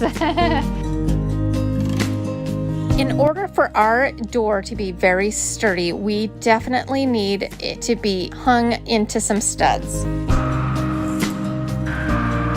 Okay, so here's the deal.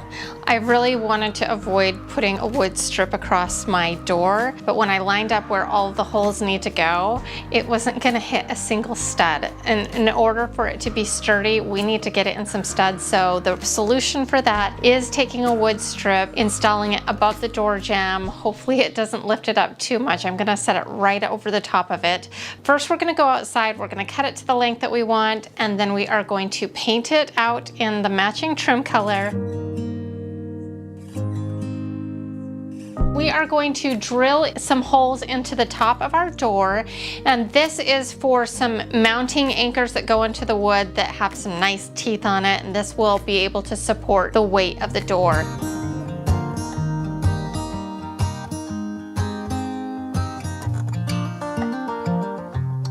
And then once we have those in, we're going to attach our rollers, and we're going to just screw those into place.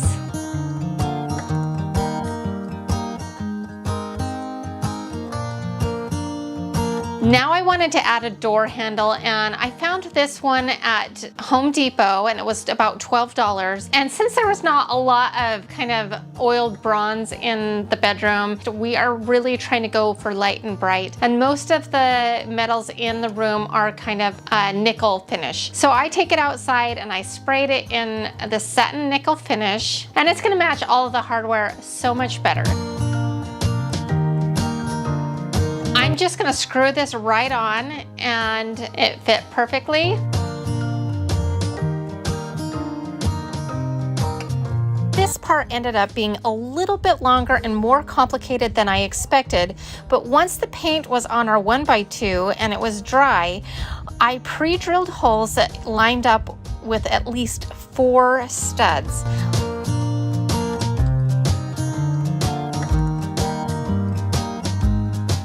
I also pre-drilled holes for the hardware, which actually ended up being the wrong holes, but I fixed this in just a second, so hang with me. So after I drilled the wood into the studs, I pre-drilled the correct holes in the proper place for the round base plates, and then I screwed them onto the board. Prior to attaching the pole, I add the door stops on either side of the pole.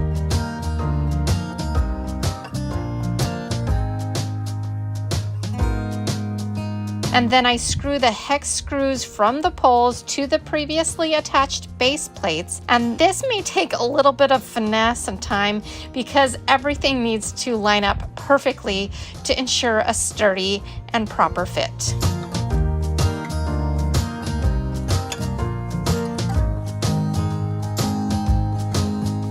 Next, I remove the existing door and hinges. I'm going to leave the trim work alone for now to allow for the option of a regular door in the future.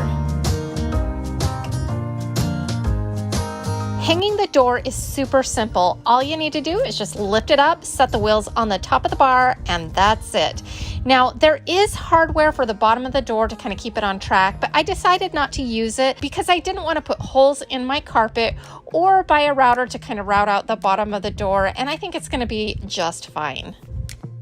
I absolutely love how this turned out. It matches another mirror in the room perfectly. Be building some small ottomans. We're going to build 4 of them, but I'm probably only going to build 1 of them today and put them together kind of like an ottoman. We are going to probably start on a table saw. If you don't have a table saw, don't worry, because you can have these cuts probably cut at your local home improvement store, or you can use a circular saw, a jigsaw, whatever you've got on hand and make it work. So I have a 1/2 inch thick piece of plywood that's kind of a scrap piece for me. I'm making this seat first only because I think it will help us kind of assemble our frame. So we're gonna measure 16 inches. We're gonna make 16-inch square. We're gonna mark where we want it cut. And then we're gonna just move this out of the way while we set our table saw. So what we're gonna do is this just kind of unhooks here. And we're gonna just slide this out. This might be actually a little easier to do at the home improvement store because with my table saw, you don't want to really go over about 12, 13 inches because that's what it's set up for. So I'm gonna actually make a mark so we keep it straight. Oh, I long for you. I'm gonna have to eyeball it. I'm hoping that it comes out straight. So here we go. Safe is sexy, make sure you wear some goggles. The biggest thing you want to remember when you're working with any kind of saw is to keep your hands, limbs, and everything as far away from the blade as possible. Just be careful, take your time, no rush. We've got them cut down one way, and now we're gonna cut them down into squares. We're looking for 16 inches by 16 inches. And now we have our 4 pieces for our 4 ottomans, but today again, we're only gonna make the 1. Okay, so now it's time to do a leg. And I don't know if you've ever priced out legs, but legs for furniture can get really expensive. But if you've been watching my channel for a while now, you know I'm a huge fan of these deck spindles that I get at Lowe's. So we're gonna just cut this down on the miter saw to the right size. Miter saw, not scary. I promise you. Okay, so to me, this little area right here looks like the natural bottom of a table leg. We're gonna just take our, I'm just gonna pull this back so you can see we're not turning it on yet, but we're gonna take this blade and kind of line it right up against the edge as close as we can so that they're all, we wanna make sure that they're all the same size. There we go. And we are gonna cut that off right there, and then we'll chop off a little bit on the top end too. And that's gonna be our leg, and I think it's gonna work out really nicely. So let's start with the cut. Line that up. Make sure that that is tucked up against here. Now hang on to this because honestly, that looks like a more modern looking legs. There's lots of uses for these, so I always keep those. And we're gonna just go ahead and flip that around. So then we're gonna build like a little frame here. And so what we want to do here is make sure we have enough space for that to attach to. That's 2.5 inches. It's a 1x3, but they are never accurate. We mark at 2.5 inches. That's where we're gonna cut. And then once we have this cut, we can use this one as the pattern for all of them. There we have our leg for our stool.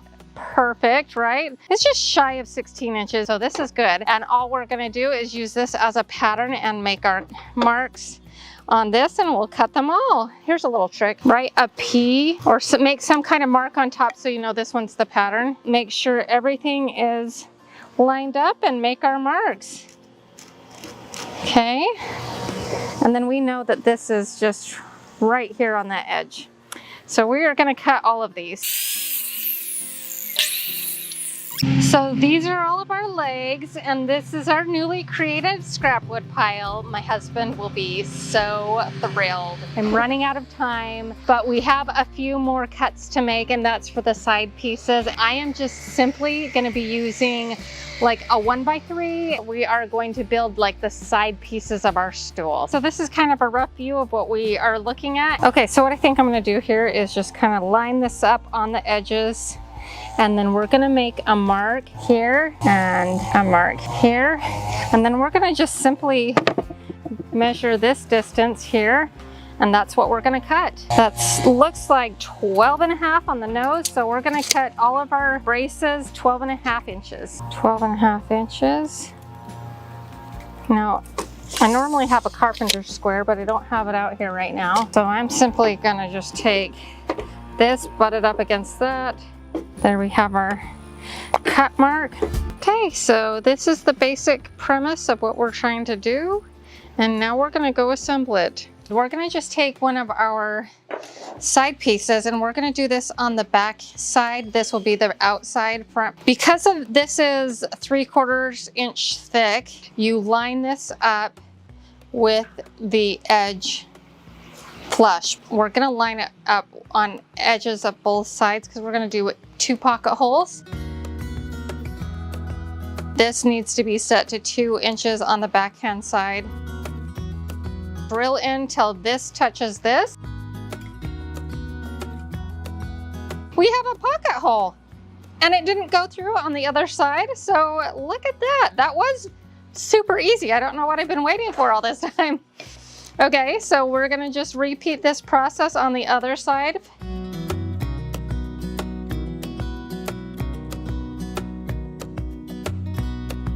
How easy was that? 2 pocket holes. Super easy. You can use a Craig, I promise. Now we are gonna attach it to our legs that we made. We want this to be kind of set back a little bit, like almost 1/4 inch. I'm gonna set this kind of underneath because if we set this here, we can lift it up to the right height. So that's like a paint stick. It's probably about 1/4 inch. Okay, so we're gonna line this all up.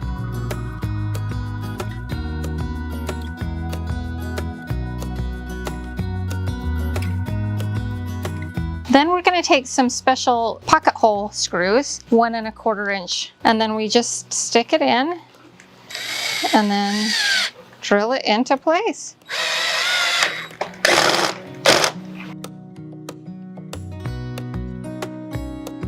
Awesome, look at that. Perfect, so we're gonna just do this all the way around, and that actually makes for a very, very sturdy joint. So I'm really happy with it.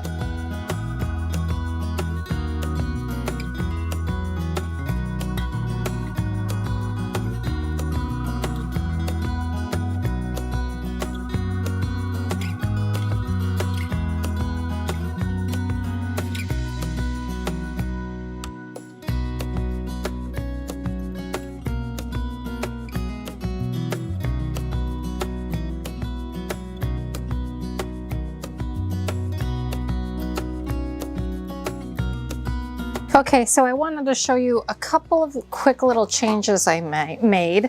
The first one is that I am now adding a little bit of wood glue. I should have done that to begin with. I actually went in and unscrewed all of these other ones, and that will just kind of tighten it up. And then the next change is that I switched out to a 2-inch screw. That will make it much sturdier. But tell me, do you want to carry on? Plants don't grow without water, and they cave when it's cold. We could go till we're older. Put your Okay, so we have a stool. It's actually really, really sturdy, but to make it all the more sturdy, we are going to attach this with screws. What we are gonna do is we're actually gonna flip this over, and then we are going to drill some pilot holes, 2 in each side. We're gonna just get that ready because then we need to upholster the cushion. I'm really excited about this. In order for them to go in just enough, We're gonna drill a pilot hole, and then we're gonna drill another little bit larger hole so that it will countersink a little bit. Water, and they came when it's cold. We could go. So we've got these all drilled, pre-drilled, and then I've kind of taped this off as a marker of how deep we want, which is not very deep. And this is just so that the head will countersink down and go in a little bit further. And that's actually perfect. So then we can just put the screws in here. Let's just live life. Take a little sandpaper. Any roughness we can just sand off. That's good, and we'll just do that all the way around. Okay, so now we're gonna do like a dry brushing technique that I've used on some candlesticks and several other items that I have around my home. And we're gonna use some Waverly wax, antiquing wax, and then we're also gonna use some Waverly white chalk paint. And then I also have a damp paper towel to kind of blend if I need to. But the idea is to kind of give it like a old, kind of worn down wood look. So we are going to start with the antiquing glaze, and you're gonna put some on and then kind of get it dry. And then we're gonna hit it randomly. And this is gonna put some age on it. Kind of make it look, I guess, a little dirty, a little less new, and kind of make these two mismatched woods blend together. I also have some matte mineral paint to add some gray if we feel like we need it. And then after you have it kind of how you like it, I go back with a very lightly damp, like hardly any water on this paper towel, and just kind of feather it out a touch, just in case there's any like harsh areas. And then we're gonna go in with some white chalk paint, and then I'll kind of dab a lot of that off, and we can come back and reapply even from the paper towel, kind of very lightly. Oop, I hit that too heavy, so I'm come in and feather that out a little bit. Just very carefully, and I try to go mostly with a grain of wood. So I kind of go in and hit it all over while the paint's on it a little heavier, but before it dries too much, we're gonna go in and kind of wipe it down a little bit just to feather it out. It kind of gives it like a little bit of a aged whitewashed effect. And then you just keep layering this. You can kind of go back and forth between the antiquing wax and the chalk paint until you're happy with the overall look. Once I was happy with the painted base for the ottoman, I went inside to create a padded seat cushion. To do this, I used some 1-inch foam that I already had on hand, and I layered it so that it would be 2 inches thick. Obviously, I would just recommend you getting a 2-inch thick piece of foam, but I am an advocate for using what you have on hand. And then I took some leftover batting and wrapped that around everything. Next, I stapled that all into place, but I didn't use very many staples. It was just kind of to tack it down into place. Then I took some of that same French blue velvety fabric that we used on the chairs in the dining room, and I stapled that into place. And I typically do this similar to how you would wrap a present, working in a north, south, east, west pattern and folding in the corners like a present. Now I do kind of try to cut away some of the excess fabric as I'm doing the corners, just so that it's not too terribly bulky when I'm trying to staple it down. And then we are going to screw it down into place using those pre-drilled holes we created earlier. At first I felt like it was not grabbing the wood as well as I wanted it to, so I ended up clamping it together while I screwed it into place, which really helped. Once it was attached, I added some beautiful nail head trim that you can buy in a roll, and I will link the one that I used in the description box below. And that's it for this project. I absolutely love how it turned out. To buy a similar ottoman, you could easily expect to pay $75 or more. If you were going to try to build this version, it would run you about $30 a piece. Maybe a little less depending on if you have anything on hand, like I did. So for our next DIY, we are going to be building like a tray or a box with handles on it, and we are going to be using one of the scrap pieces of our seat from our first project. This is going to be the base of it, and then we're going to use some of the smaller size spindles. These ones are $1.98 right now at my Lowe's, and we're going to need 2 of those. Then I had this piece of 1x6 in my stash, left over from another project. I hadn't used it yet.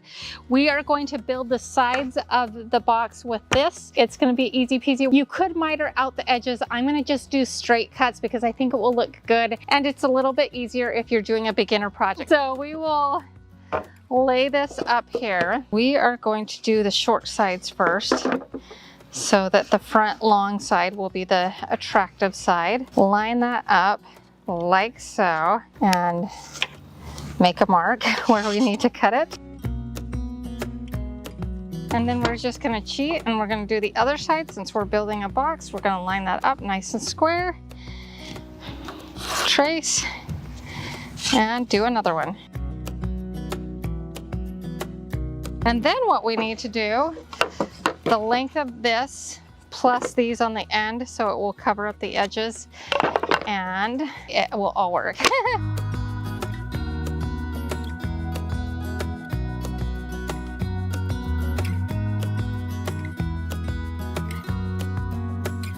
Now you can see that we have the makings of the box like so, and then we'll just put it on the other side. Okay, so I'm going to put these handles on the long side of the box. So we need to kind of center this on here, make sure that we've got a good length, and we'll cut off the excess.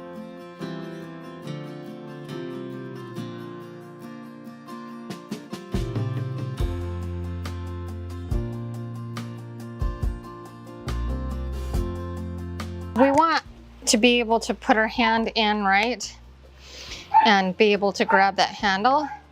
So I'm improvising. I know that this is center and I like how this is curved and a little bit longer. So I'm just kind of using that as a guide, and then we'll cut the first one and use it as a template for the second one. Hopefully I get this right. It probably won't be like super perfect, but close enough. Okay. That looks pretty good. And then we'll just strap this down here and use our jigsaw to cut that out.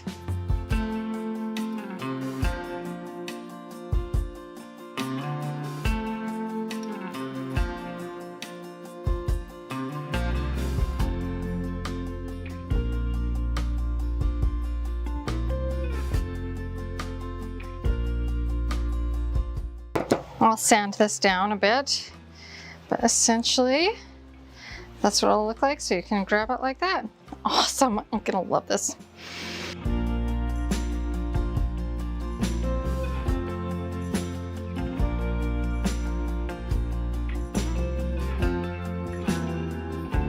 I am going to show you just how quickly we can get this put together. We are going to use this 18 gauge brad nailer, and I'm using 1.5 inch nails. We're going to use some wood glue. Okay, we'll run a bead there, and we're doing the short sides first. Line that up on the edges, and we're just going to shoot some nails in. Okay. Perfect. Flip this over.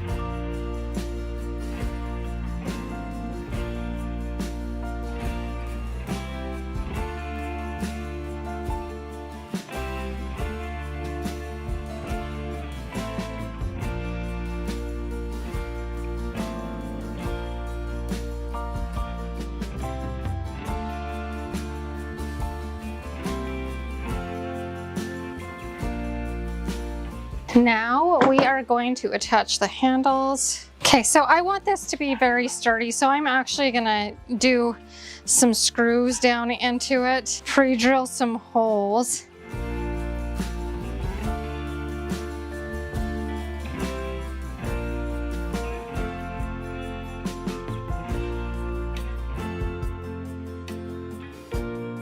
How How cute is this? Just a little patching and then we're gonna paint it up. It is gonna be so cute. Do we love this or what? Once everything is assembled, I go back and patch all of the nail holes and the screw holes with some spackle and let that dry.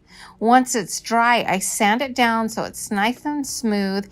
Also, while I'm sanding, I kind of smooth out some of those rough corners and edges.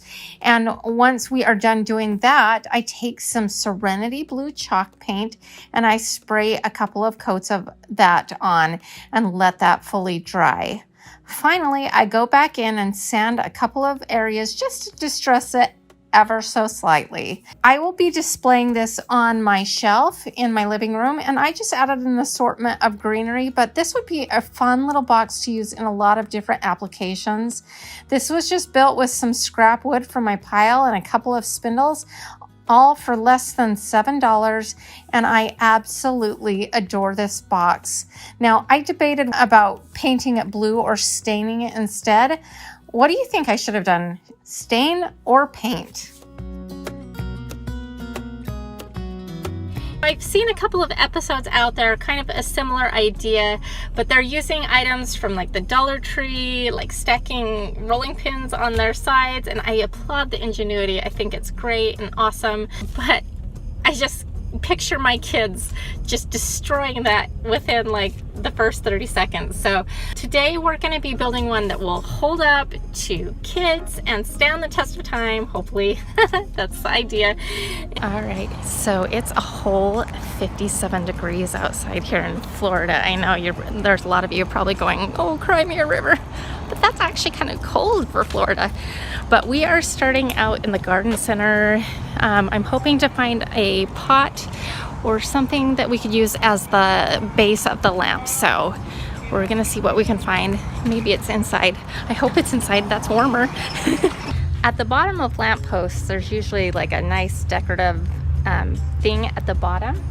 So I'm thinking about getting a pot and just cutting a hole and sliding it on as a little decorative element. So I think this will be perfect. I'm here in the outdoor decking area, and they've got several options here. They've got a big spindle that I'm considering, and then they also have some little spindles here that I might consider. Those are a little cheaper. I'm just really debating with the lantern that I have.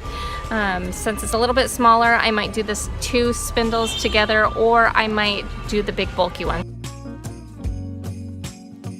All right, so we're back from our field trip and I've got my hot glasses on. And that's because we're gonna be cutting here on my saw. I ended up deciding on going with the big one. It was only like $13.50 and it was just so much more substantial and more sturdy, and I just thought it would work better overall. And $13.50 is a great price. If you got this in the indoor one, it would be about $50 to $80.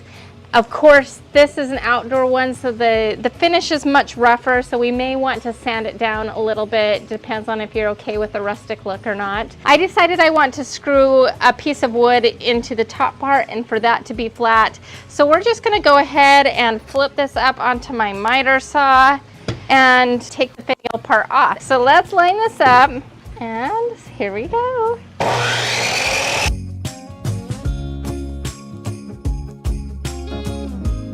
That was such a perfect cut that I can definitely use this somewhere else for something, so I'm going to hang on to that. But this is a nice flat flush cut and it's going to be perfect. So now what we're going to do with this post is I have some end cutoffs from a dowel that I used for another project, and what I'm going to do is I'm going to drill a hole into the sides of my post, and we will just use some Gorilla wood glue and glue these into the sides.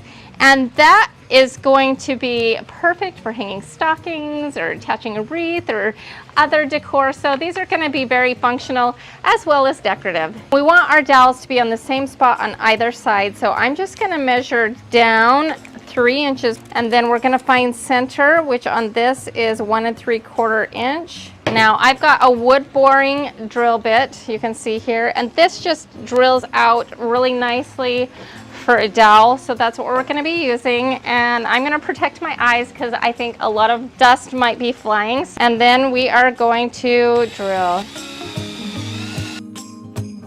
Super easy. You can handle this, I promise you.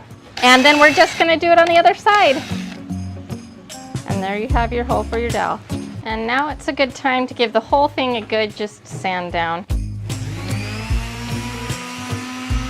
All right, so it's not perfect, but it's a lot less rough. I just ran my electric sander over it. If you really wanted to do a good job, then you would want to take like a hand sanding sponge. But this is good enough for me.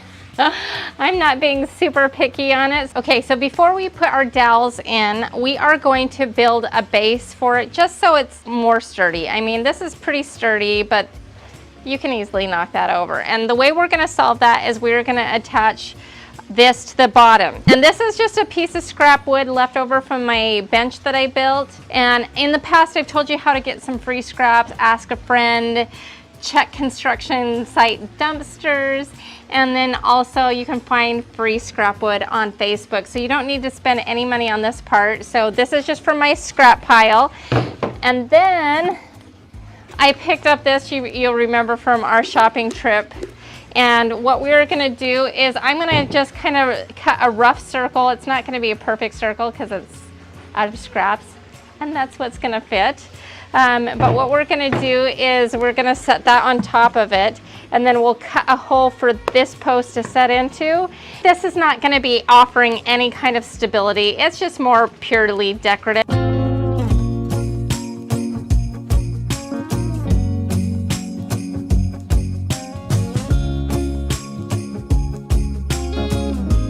This is shaping out great. I'm so excited about this.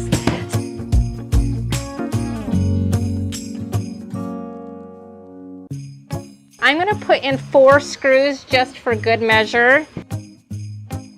I couldn't get this to squeeze out, so all we're going to do is we're going to cheat the system here a little bit.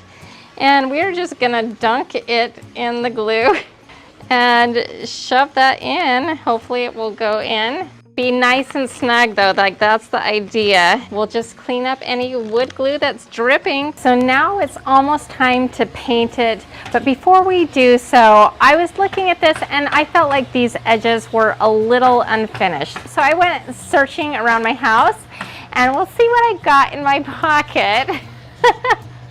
All right, so here's what I came up with because I didn't want to spend any money on finials. I went rummaging through some old games and I came up with a couple of chess pieces, and I think this is like a mini, I don't know, checker or something. So what I think I'm going to do is I'm going to use this mini checker piece, and that will finish that off, and then we'll put the little chess piece on the end, and that will kind of serve as a little finial, and I think it's going to work out just great, and I didn't have to spend any money on it. So feel free to do that. When you need like a little something extra, go rummaging around your house. You'd be surprised what you come up with. So what we're going to do is I'm going to use some E6000. It's my go-to adhesive. It's very strong stuff. And then we're also going to put on a little bit of this hot glue as well, just because it will give us some instant stick.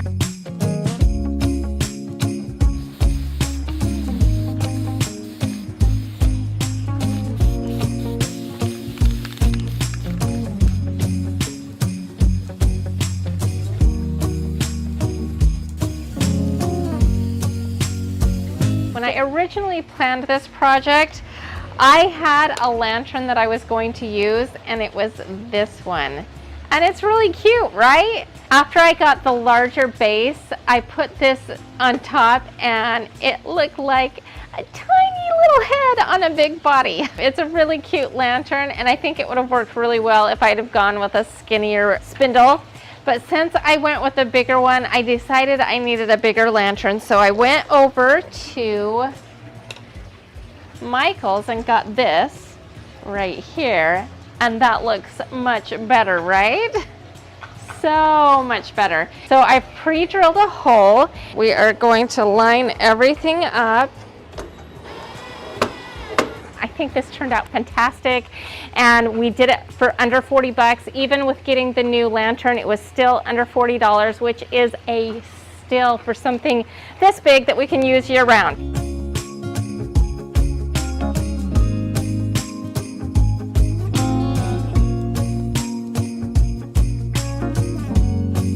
And for our next project, we are going to make a wreath stand. Now, I might put my wreath out on my front door. I haven't decided yet, but I wanted the option to display some wreaths indoors. So I decided that I needed a stand to display my wreath on. And we are gonna do this very inexpensively. And I'm gonna be using stuff that I had on hand, leftovers from other projects, and then I picked up a couple of very inexpensive things. First, I was able to find this spindle, and it's an outdoor spindle for an outdoor deck, and sometimes those can be pretty rough, but this is actually not rough at all, really. So this is $1.98, and I picked it up at Lowe's. It's a little too long, so we're gonna cut it down.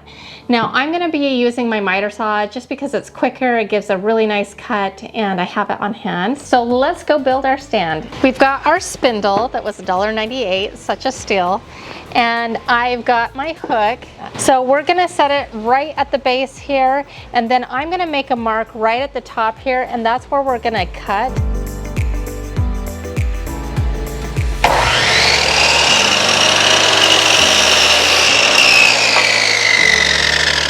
And you can see that that made a really nice cut. We're gonna hang on to this because you never know what you're gonna need it for. And then we're gonna cut off 3 inches from the bottom just so we have it the right size.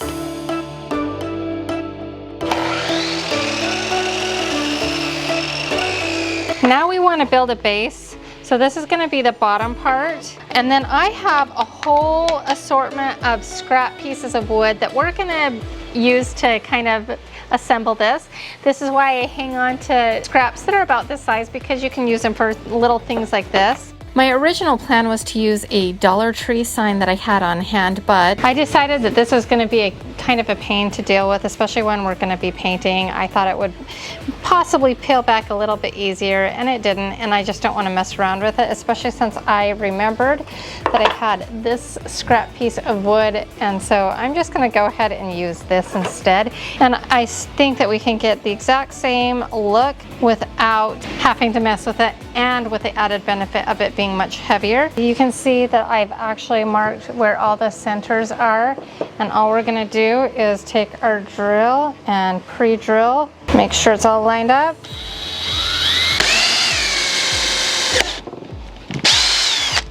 Because this is going to be the bottom and I don't want it to wobble, I'm going to just take my countersinking bit and countersink this.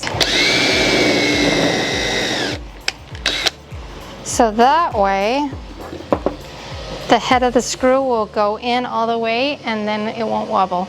With my wood pieces in a pyramid shape and pre-drilled holes, I take a 3-inch screw and screw it all the way through all of the pieces and drive it right into the bottom of the spindle.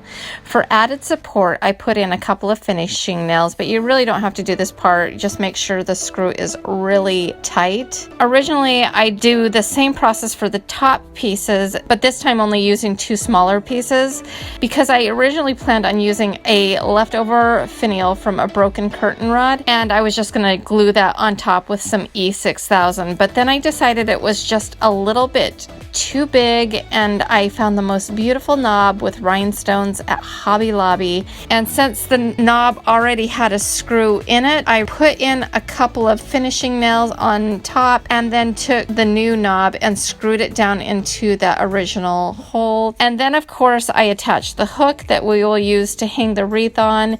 And to finish it all out, I taped off the knob to protect the rhinestones, and I spray the whole thing with 2 coats of Rust-Oleum's oil rubbed bronze spray paint.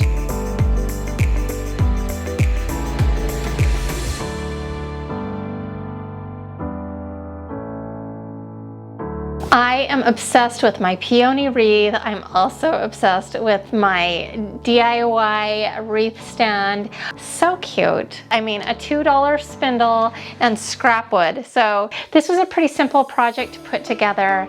The wreath is beautiful. The peonies are beautiful. Now it's time to do that infamous, very expensive bridge. Now, Just as a caveat, we are using pine. The inspiration wood, I believe, was an oak. So the first thing we're gonna do is we are gonna cut 2 sides that were about 18.5 inches tall. You're gonna wanna make sure to measure this with the ottoman that you have, just to double check.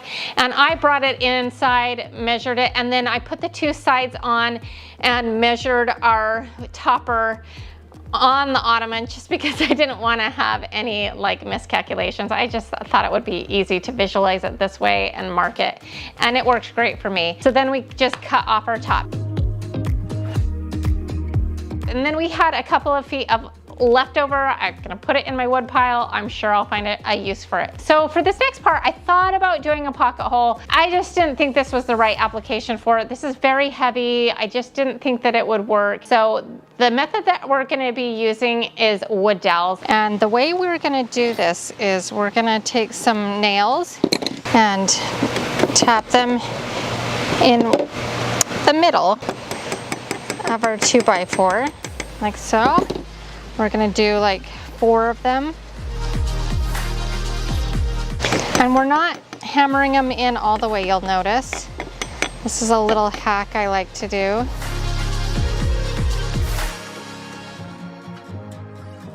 Okay, so we've got 4 in there. Okay, so then we're gonna just take some wire cutters and clip off the tip of our nails, so now they're sharp. And the reason this is important is because of this. I'm gonna show you. And then you're gonna line it up with where your other piece of lumber, and make sure it's all square. And then you're gonna take a hammer and kind of tap it into place, and it will make a hole on the corresponding piece. Okay, so you can see, I don't know if you can see it, but I can see it. There's little divots where we should make our hole for our dowels. So then you just pull out the nails, drill the holes, and then you've got your holes for your wood dowels. And then you're gonna fill those holes with wood glue and a little extra on top. Wood glue, definite must on this.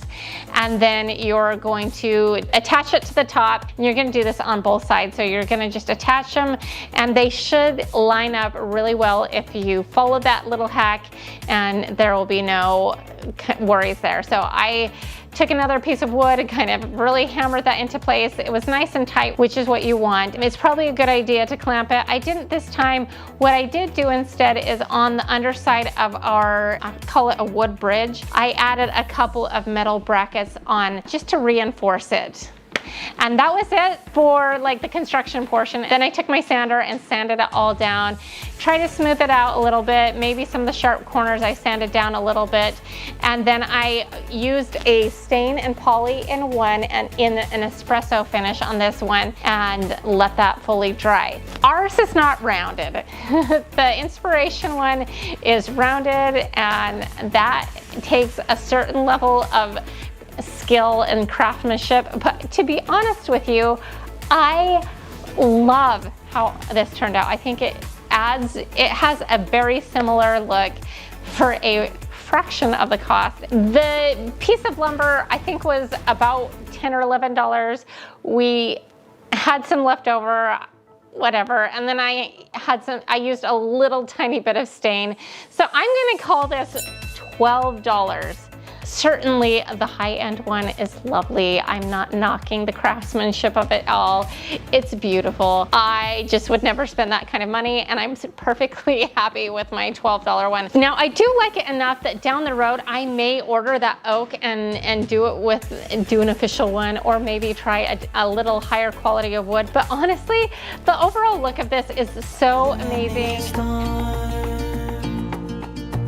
So next up, we are gonna be making a recipe book stand. We are gonna be using some unconventional items. For this, we're also gonna get a little bit powerful, so meet me back outside. This is what I found at Hobby Lobby, and we want it to sit kind of on an angle. And so for the base, I decided to use a deck spindle that I pick up from Lowe's.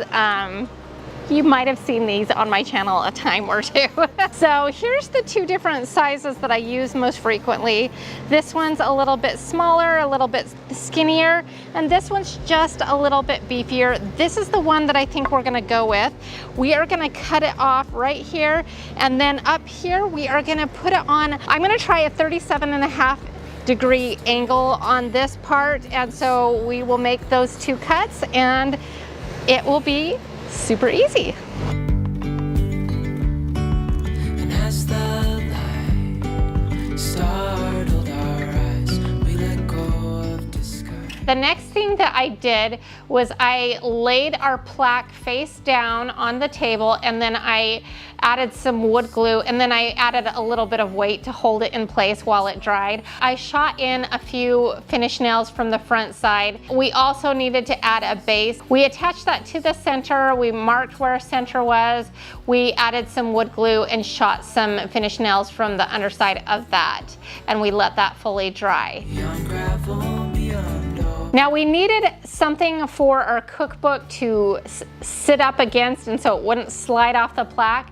So I used one of these wood slats that I got at the Dollar Tree. They have some great wood slats and wood plaques now in their wood section, and this was the perfect depth, and it was a little bit long, so all we did is cut that down to size, and then we nailed that into the bottom of the plaque, and that will give us a little lip for our recipe book to sit on. And then we added some wood putty, let that dry, and then we sanded all of that out. And then I decided I did want to stain this one, so I took some Kona brown gel stain, which is a color that is very close to my kitchen cabinets and some other wood pieces that I have in this area. And I gave that really good coverage, and we let that dry. And then once that was dry, I wanted to seal it, so I took a matte sealer and sprayed it on and let that fully dry. It would be beautiful just to display out on your kitchen countertop with a recipe book open to a fun recipe. I know that we're not to the holiday season yet, but I really think this would be a fantastic gift idea. So put that in your back pocket and save it for later, or get started on it now, because it is such a great look. Love it in my kitchen, and I think anybody would love it in their kitchen. But what do you think? Next up, I set out to make a DIY paper towel holder, because the one that I have is pretty industrial looking. It's silver. It really doesn't go in my kitchen. It was just something that I picked up on a whim at the store, and I just needed something, and so I just grabbed it. I have never really liked it, so I wanted to do something that was a little bit more designed to the nines, and this is a very simple project that you can easily do. This is a Dollar Tree toilet bowl plunger, and it is gonna work perfectly for our paper towel holder. So all we need to do is get rid of the screws and cut this down shorter. I measured it. Our paper towel holder is 11 inches, so I want to cut it to about 11.5 inches. That's right about there. So we'll make that quick cut.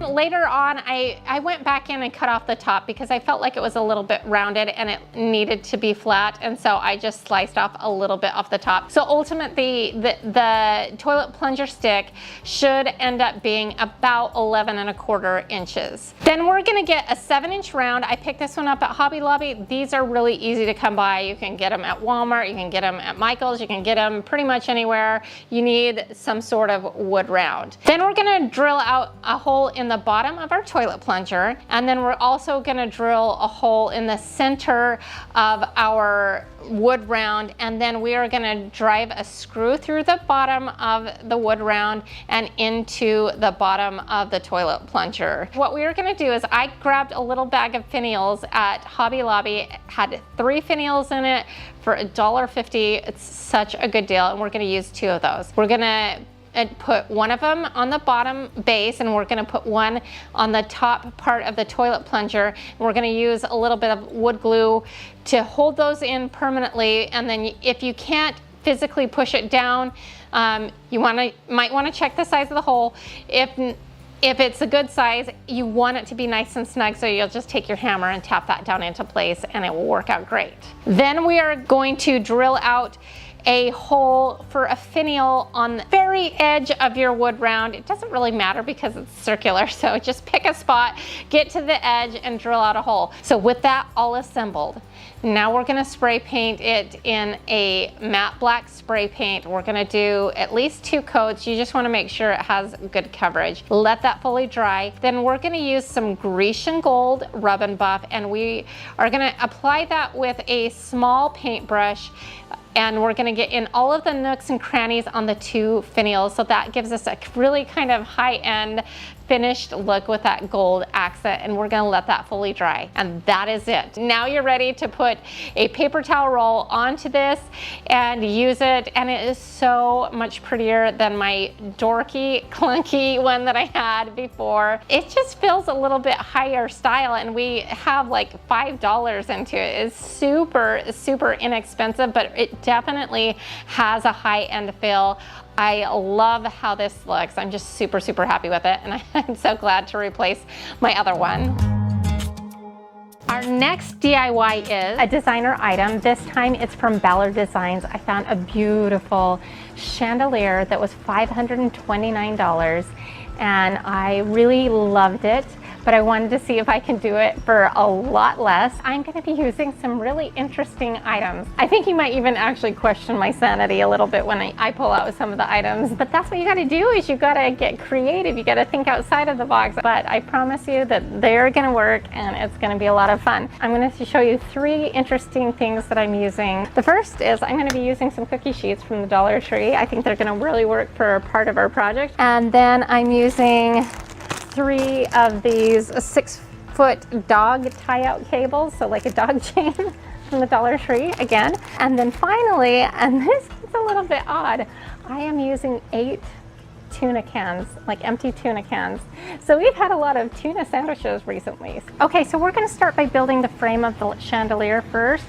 And I picked up 3 of these 36-inch long 1.5 by 1.5 inch poplar pieces of lumber from Home Depot. We are going to keep 2 of them the original length, and then we are going to take the 3rd one and cut it directly in half. We're going to just go ahead and mark that and make that cut now.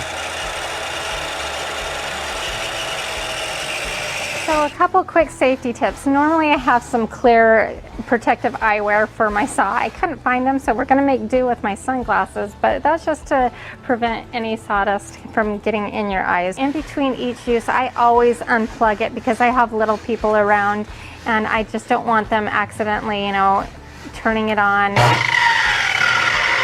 like that and hurting themselves, even if I'm going to only be away from it for just a second. We're going to be building the frame for the chandelier. I didn't want anything exposed, like in the way of nails or anything on the ends, so what we're going to do is we are going to insert dowels inside the joint to keep it all nice and put together. We're going to take one of the long ones, and we are going to take a nail and put it in about the center. Tap it into place, make sure it's nice and level, and then you take some wire clippers and you clip off the head of the nail so then it's kind of sharp. And then we're going to line it up on this table. Then we take our hammer and tap it into place, and what that's going to do is make a mark where your starting hole should be, and then we can just take this nail and pull it out. So now you've got a starting point for each joint. Drill nice and straight, and then we do the same thing to this. So roughly this is going to work. We're probably going to need to do a little sanding around the joints, but that's okay. Before we glue this together and finalize it, then you're just going to add some wood glue in the holes, and if a little bit gets through, that's okay, because then it will help strengthen that joint.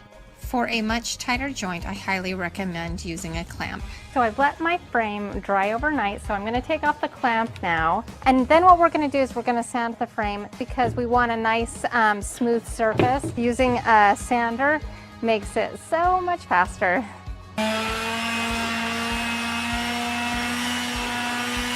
So I decided to move the party inside because I didn't know how the humidity and heat would work with the stains. I'm doing it in our guest bathroom because this is an area that is not getting used right now, and then I can also turn on the fans for circulation and all of that. I'm going to put on some gloves to protect my fancy manicure that I still don't have. No, I'm just doing this because it's going to get messy and I don't want to have a stain all over my hands. And then I've got a cast off sock that its partner probably got eaten by my dryer, like so many socks do. Just gonna dunk my hand in the stain, and I'm just using a gel stain because I thought it would work a little bit better and give us a nice thick coat. And that is going on very dark, which is kind of good because that's kind of what I wanted. The next step in the process is creating the iron strapping that was on the wood frame, and you're going to need protective gloves for this step because you're going to be exposed to some sharp edges, and it's really important to protect your hands so you don't get cuts. They're not very expensive at all and definitely worth it. Then you're going to take your tin snips and cut off the lip of the cookie sheet, leaving just the bottom part. Then you're going to take that part and cut 2.5-inch strips. Then you are ready to spray paint, which we will just spray paint all of the tuna cans. Anything that's going to be metal, we're going to use the leftover spray paint from my project last week and spray everything a nice flat iron looking black. So I've let everything dry for several hours, and hopefully it is all dry enough to do my next step. We're going to start with the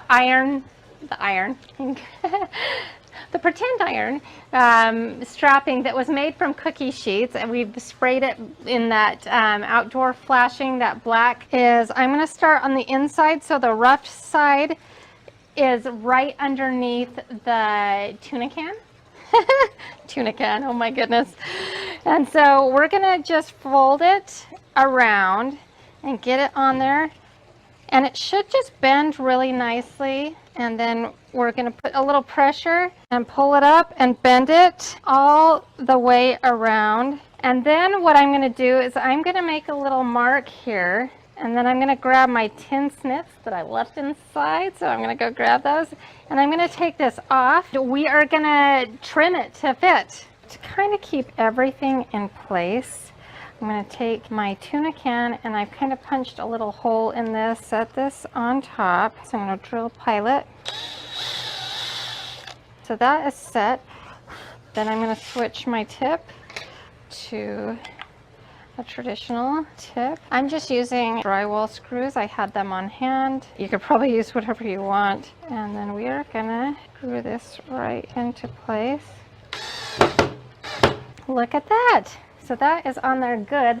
That will help the fake iron strap to stay in place good. And we'll do that all the way along. So you can see right here I have a little bit of an issue, and I did know that this was going to happen. And what it is it's just where this seam is meeting up. And I've got some, E6000 on there, but it doesn't want to stay down because it wants to bend out. So my solution for this, and it's also kind of an aesthetic thing as well, on the original, there's some nail heads, and I just am going to, I took these thumbtacks and I sprayed them the same color. So I press those in, and not only does that hold it into place, but it adds kind of an aesthetic as well. So, and anywhere that I'm scratching on this ironwork, I'm planning on going back in and touching up.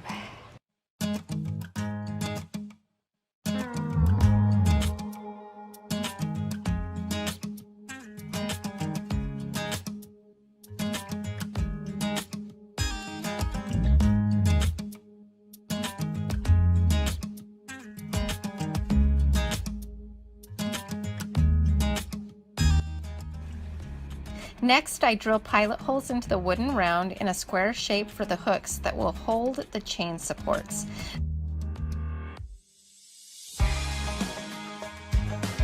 Then I place another thumbtack in the center for an added decorative touch.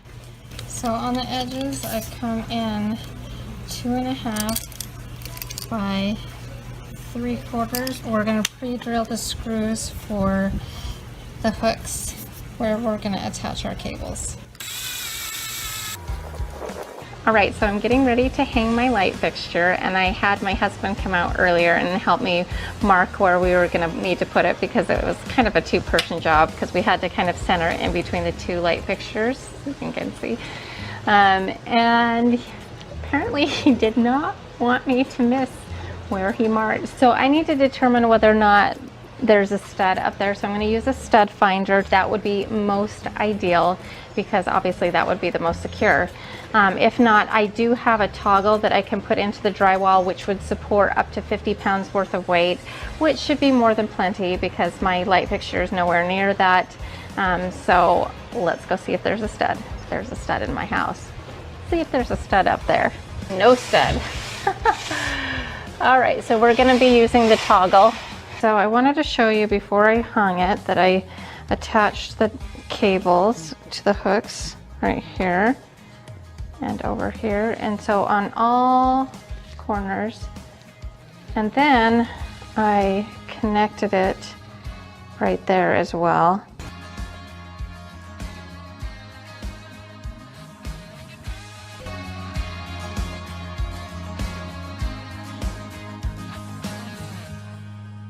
So my project is done, it's hung. I am so thrilled with how it turned out.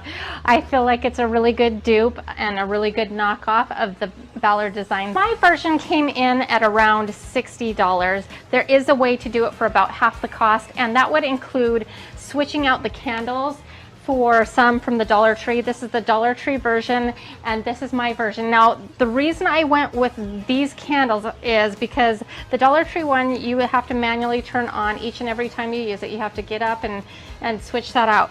My version, you actually can turn on with a remote and off with a remote. So it's really cool. They're a little bit beefier. I'm really glad I spent the extra money, but if you're looking for a little bit more budget-friendly solution, switch out for the Dollar Tree candles. So last year I fulfilled a lifetime dream of having my very own fireplace by taking matters into my own hands and building this full wall unit. I surprised myself. I blew my own mind. I had no idea that I was capable of doing something like this. And that just goes to show you how powerful we really are. Now, I got a lot of good response on this fireplace, but I had a lot of comments of people asking me to do a renter-friendly version. They said, I would love to have a fireplace that kind of looks like that, but I need it to be portable. I have designed a renter-friendly version of this. We are going to build it together today. Let's go get powerful outside.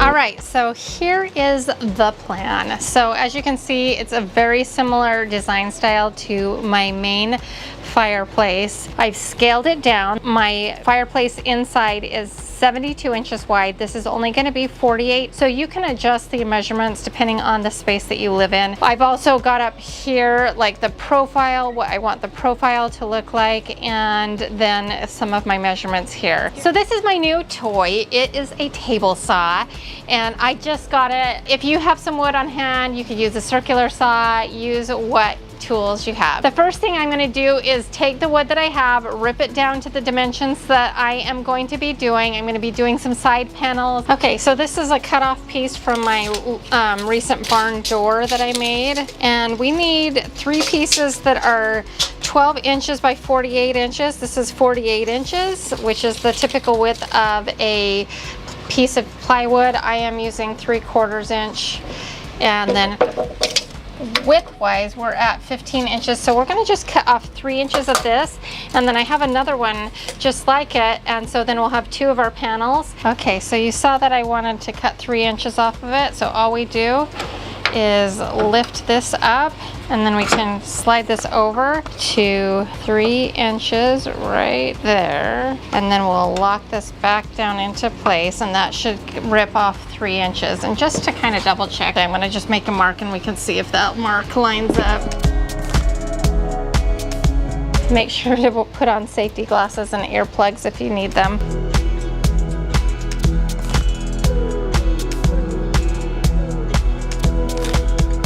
Okay, so we have two at 48 inches. They were already 48 inches to begin with. Then we have two long pieces that we need to cut down. This first one we are cutting down to 48 inches. And then the next one we're gonna cut down to 46.5 inches because you'll see that it's gonna be wedged in between the pieces of wood. Let's cut.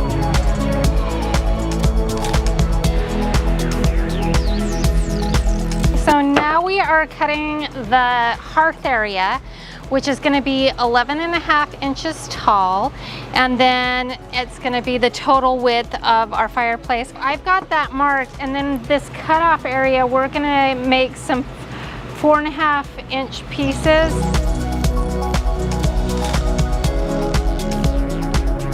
All right, before we started building it, I kind of wanted to show you how it's gonna all be laid out. The most important thing is the top of this piece needs to be lined up with the top of the hearth. Basically, we want to make sure, see how that's a little too high. We are gonna make some marks to where we can get this piece to line up with this piece, even though it will be jutted out. This is the bottom half of our side panels, and we are going to take our hearth, and I just like to use the piece of wood, the actual wood, rather than the dimensions, just because then I know it's exact. Then we're going to literally trace a line here on the inside, and then just so we know where we're supposed to be lining things up, you can see the line here. We're gonna take just this piece, because it's light and easy to work with, to measure the thickness. So you can see this is where this piece needs to line up, and we need to put in like nails in here, right? And then we're gonna go ahead and do that again on the outside.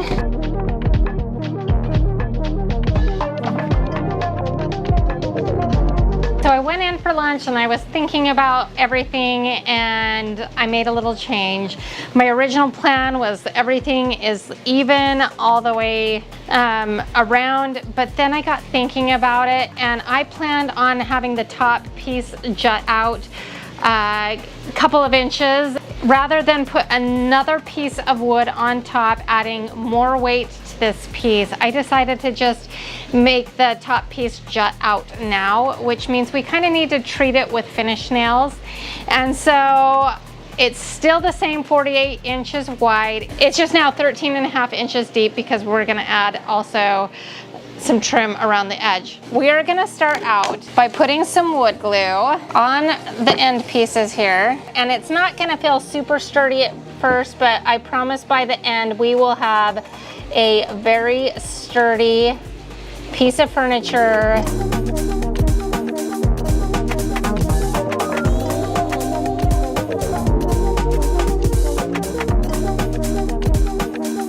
And this is where we are going to attach our top of our hearth piece, and we're going to do some wood glue on either side right in that line area.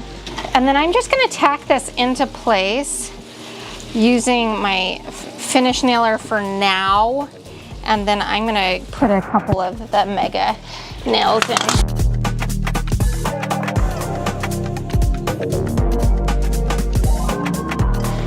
Okay, so you can kind of see our loose frame here. It's going to come together more. All right, because we want this to be sturdy, I have some extra lumber. This is in my scrap pile. We are going to make a whole bunch of like 45-degree angle cuts so that we can put these in the corner for corner supports. We're going to just put this at a 45-degree angle. So we're just going to make some 45-degree cuts.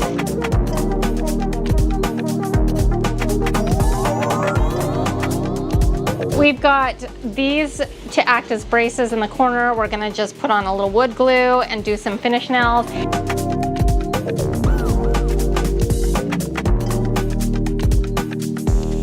I'm not an experienced carpenter. I'm just kind of doing this as I go. I have a basic idea of what I want to accomplish, but we need to build some sort of frame here for our face plate to go onto. We'll see how this goes. So this is just some of the leftover cutoffs. You can use 2x4s. I'm using this because I have this on hand. It will be a little bit lighter, but it will give us something to nail the other stuff into. So we're gonna just put some glue all the way around this. We are going to kind of wedge this down into place. It is a good fit. I'm just gonna make sure it's lined up on one side, get one side nailed in, and then we'll line it up on the other side.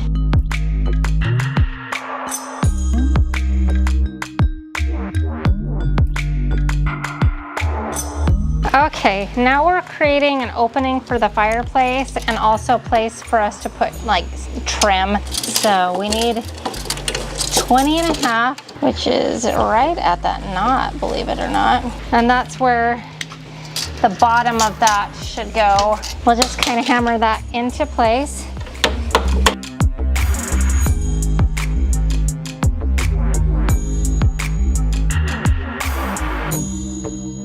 Before we got too far in, I wanted to kind of dry fit our unit here. Snug as a bug.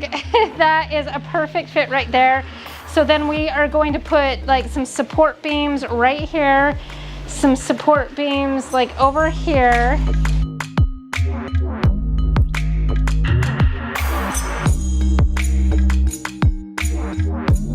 Now you can see me adding in some more support braces here. This is to support our electric fireplace unit, our faceplate, and also add some things for our trim to be able to nail into. Since our faceplate is only going to be 1/4 inch thick, I used to skip the wood glue a lot of the times, but it really does help to strengthen our piece. All right, that's a perfect fit. It's 12.5 from edge to edge. Now I'm gonna run one more strap across there for some trim as well, just as a brace.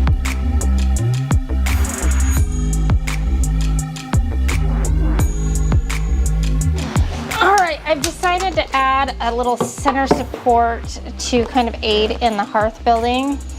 And it's not gonna be as long as the side, so this won't touch the ground really. It's just more for something for it to attach to.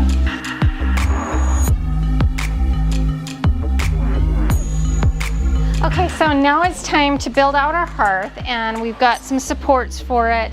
We're gonna build it kind of like on the back side and then flip it out. Then we'll add from there. Okay, so we're gonna make some measurements and marks where we're gonna be putting stuff. The first one is right smack in the center.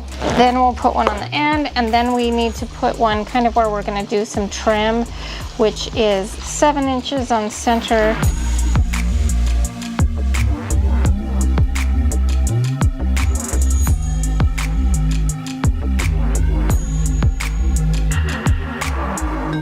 So now we are going to attach the hearth. So we're gonna put some wood glue to kind of strengthen what we're doing here.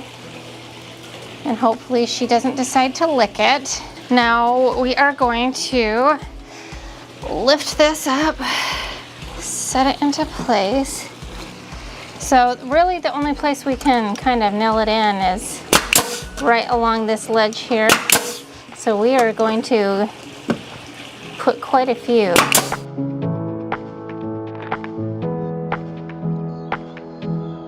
Okay, so we're gonna make some corner braces like we made for the back, and we're going to make them for the hearth area twofold to kind of secure that hearth on there a little bit better, but also because I promised you that we were going to be making this renter friendly, kind of portable, and to make it easier we are going to add some wheels. Now I got this idea from some friends of ours who do have a portable fireplace that they kind of haul from home to home, and they put theirs on wheels to make it easier. So I have them here to just make sure that we have enough space on these pieces. As you can see here, we are adding a place for our wheels to attach to, and we need to make sure that they only poke out, that our wheels only poke out 1/4 of an inch so you don't notice them, and when it's on the carpet you don't see them at all. So I am making sure those measurements are accurate right now. And then I use a little wood glue and finish nails to hold them into place temporarily, but I do go back in later and put some nice thick screws and screw them into place so that just they are much more secure to support our wheels. So we'll cut off the section for the hearth, and then this will be for the top, and then I've got a little scrap piece of this that I can put along the top. And so we are looking really good. I'm happy with the progress. And once we get this on, then we can start doing all the pretty decorative stuff, which is what I've been waiting for the entire time. Now I'm cutting mine down and using my table saw. Another option for you if you don't have a table saw is to have the home improvement store cut these pieces down for you, or you could also use a circular saw or a jigsaw if you have a steady hand. Then we take our top piece and kind of dry fit it over the front. Okay, so I've got it kind of tacked into place here, and so we can just kind of draw where our opening is and where we need to cut a hole out. Then I just use my jigsaw to cut a hole for our fireplace insert.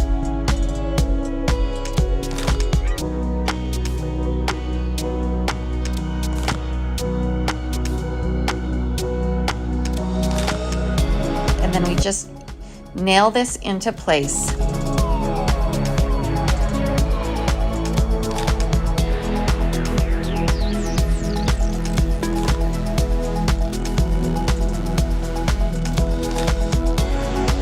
So for the trim part, it's going to be straight cuts. It's going to be easy. We're going to bust this out and then we'll get it painted, and then I will tell you what we will be doing for right around the fireplace. So let's get busting this out. Okay, so I wanted to show you what we were doing. So my trim is going to be this thick, and so we're going to make a mark where it is, right in there. So then we're gonna kind of bring that around to this side, and then we know that this is where we want our actual trim to start, because this will hang down and hide any trim that we've got.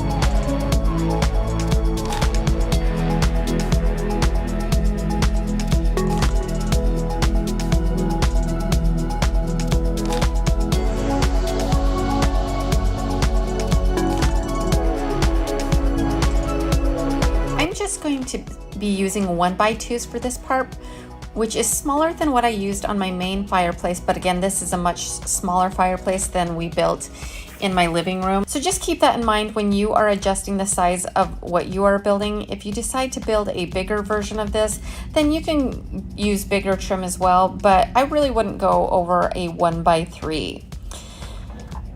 Basically, we want to leave about a 5.5 inch opening all the way around where the fireplace unit will be going. I do the vertical pieces first, and then I do the horizontal.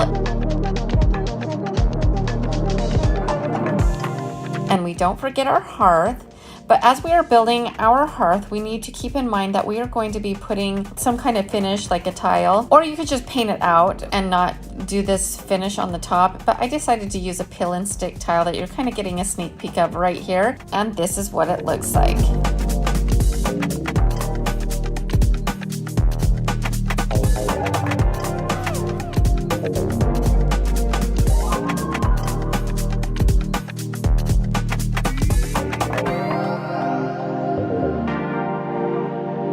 Okay, so I wanted to talk a little bit about this corner situation here. My original plan was I wanted all of this to kind of line up on the front, and then I was going to use some silicone to kind of cover up that, and then kind of just like patch and putty this. But the more I look at it, the more I don't like that. And so what I think I'm going to do is pull this one off, make these pieces a little bit longer, so that I can put this here, and this will kind of cover up it. Otherwise we'll have kind of like a weird corner. We'll put some slats here, and then we'll do like another little thing to cover that up. And so this will be covered in trim.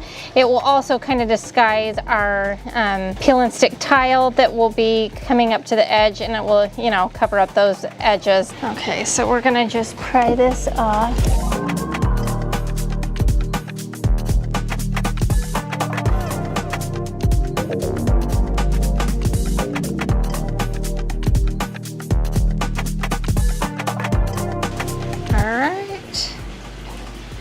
How awesome does this look?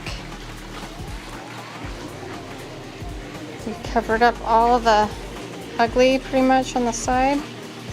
I'm not gonna do anything up here, but it looks great. The last thing we need to cut before we do the very important next steps, we are going to just take this 1x4, I believe it is. It's actually 3.5 inches.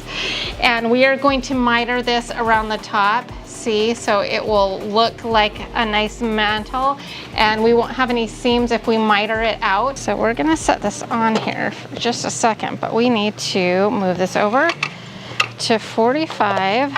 Okay, 45. And then we're gonna take the very edge of this off. I only have one of these boards, and so I can't afford to make big mistakes.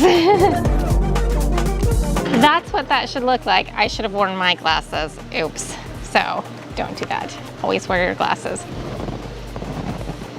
There we go. All right, we're gonna swing it around the other 45. Okay, so we're gonna only tack this on for right now, just to make sure that it's gonna work, only because I think I wanna paint this without this on, but I need to make sure that the measurements are gonna work.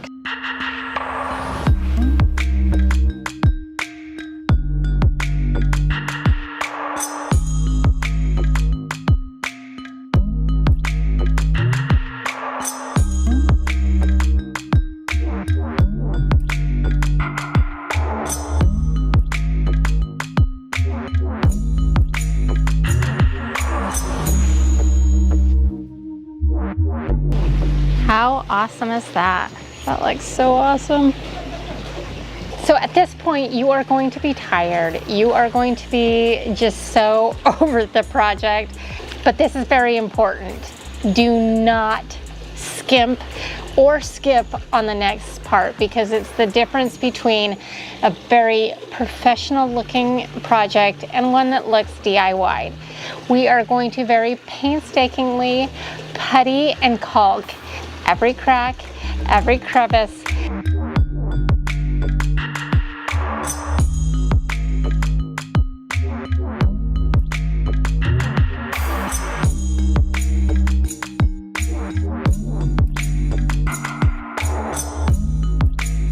And then we're gonna sand it down and make it look pristine prior to painting. I promise you, if you do this, you won't regret it. So let's soldier on. We got this.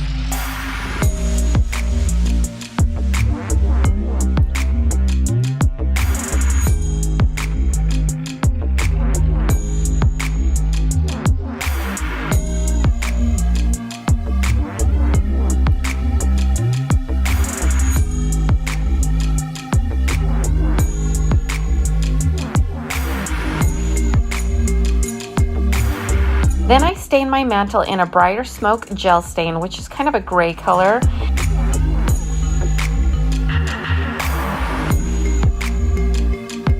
And then after that dries, I carefully cover up the mantle. I next prime our piece using a paint sprayer, and it was a very hot day, so this all dried very quickly. And so after that was dried, then I painted the entire thing using the same paint sprayer, using semi-gloss latex paint in the color Extra White, which I believe is a Sherwin-Williams color. After the paint dried, I attached the wheels, and you can see how easily I'm able to push it by myself with those wheels, and you can also kind of get a glimpse of how similar our unit looks to the original one. Okay, we are so super close. We've got it in place. I have not sealed this yet just because I'm not sure that this is the color that it's gonna stay. It's just gonna kind of depend on what I end up deciding once my new bed comes. We will be doing a bedroom final makeover on my primary bedroom in just a couple of weeks. And so once I get the bed in here, I'll kind of finalize the color. But as for now, I really like this. But we are missing something, right? And that is some sort of tile or whatnot. On my fireplace downstairs, I used brick, like a faux brick, and I painted it out white. It added beautiful texture. I wanted to do something a little bit different for this one. So I ordered this peel and stick tile off of Wayfair, and we are going to just use it all around the surround here. We're going to start by lining it up in the center, and then we're going to move outward. I would venture to guess most of you have not seen one of these, or you've seen something similar probably in your schools that used for like chopping like paper. This one is specifically designed for vinyl tile. I will put a link for one of these in the description box below. I bought this, oh, I don't know, like 10 years ago. I haven't used it a ton, but it's worked good for me, and I'm gonna go ahead and just use it to cut our tile very easily. So we're gonna just start from the center, work out, and then we'll slip in our insert. You can see I've got a plug right there, and then we'll be done. It was a lot of work, but I'm really excited. This is gonna be a really nice feature here in my bedroom. Let's wrap up this project. Just lift this up all the way. We're gonna line it up where that cut needs to be made and see if it works.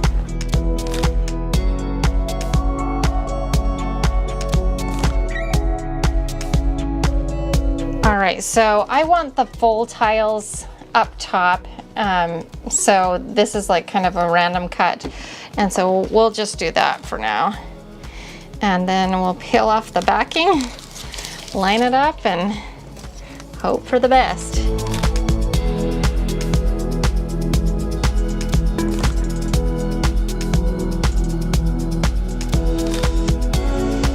So we may need to use a straight edge and a razor on some of this. Since this is kind of a corner piece, we'll probably just go ahead and use like a carpenter square and a knife, and then we might just use this chopper for the edge here. So these tips should be pretty easy to get off. So that's that side. But for this one, we're gonna go get a razor blade and a carpenter square. So I have this, and because we want to protect this side of the tile, we are going to line this up, and I'm just gonna put my knee on it and put some weight on it up here. And then we're gonna score two or three times, maybe 4. Okay, let's see if we can snap it.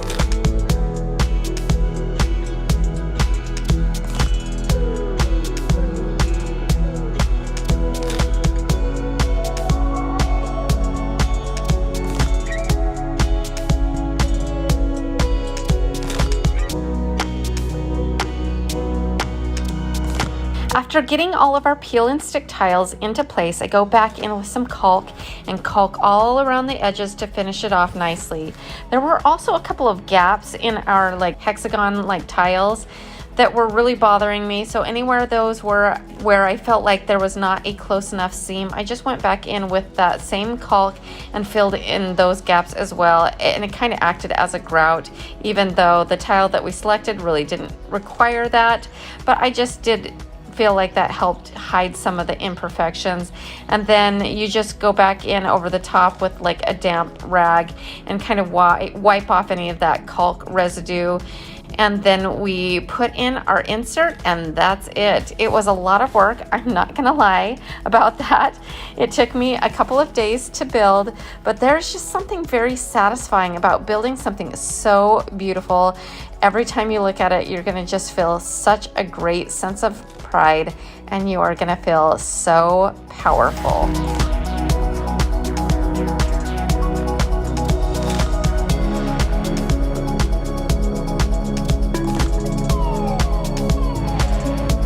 I am just thrilled with how this fireplace turned out.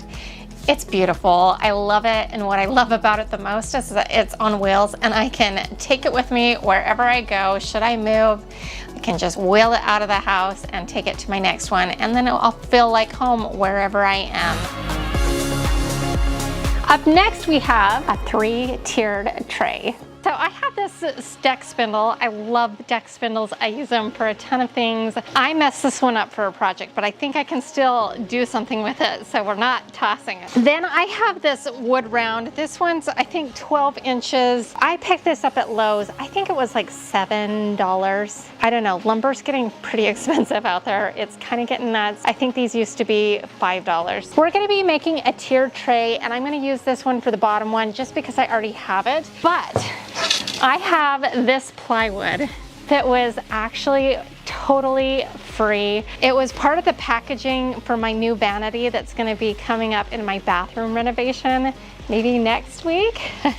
It's coming soon. And we're gonna make a one that's a little bit smaller. Now I will tell you, unless you make some kind of jig or have like some kind of setup, to make a perfectly round cutout with a jigsaw is gonna be next to impossible. So we're gonna just do the best we can, but it's not gonna matter too much because we're gonna do something around the edge. So I think the perfect size for it is gonna be this cake pan. So we're gonna use this as a template. We're gonna trace it onto this plywood, cut it out to the best of our ability.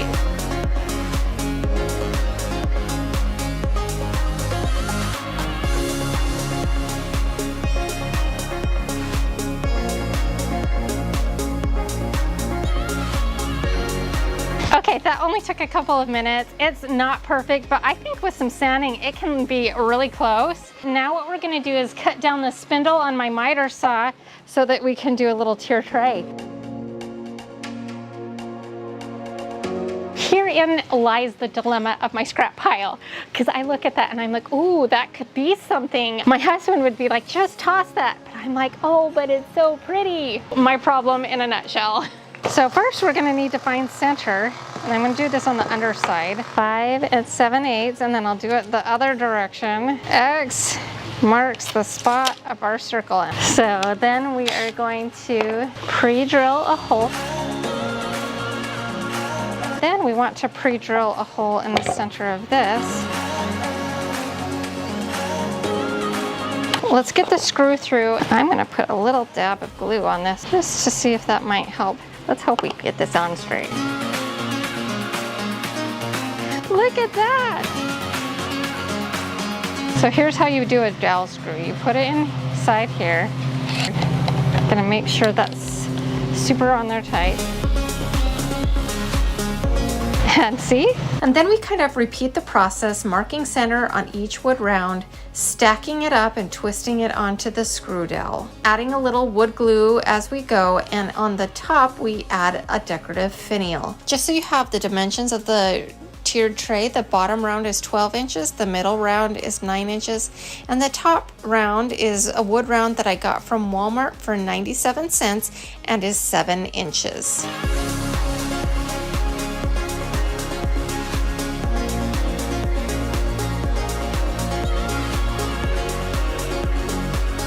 To finish it off, I use this metal ribbon I picked up from Hobby Lobby for $3.99 as a way to trim out the tiered tray. On the bottom 2 rows, I nail it in with my brad nailer, and the top layer is much thinner, so I just end up gluing that on instead.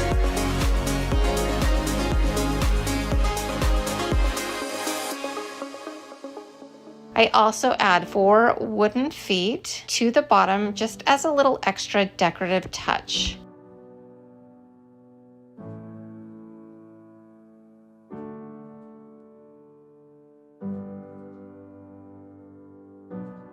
The last step is to just spray paint the entire thing in a white matte spray paint. Now, if we would have just used the scrap wood for all of these circles, this would have probably cost me around $7 total to make. Because I used some of the other items, it was a little bit more, but tiered trays can get expensive fast, and I think this one turned out really cute. Well, I hope you enjoyed this episode. If so, here's another one that I think you'll like as well. And to all of my DIY goddesses out there, you are more powerful than you know. We'll see you next time. Bye.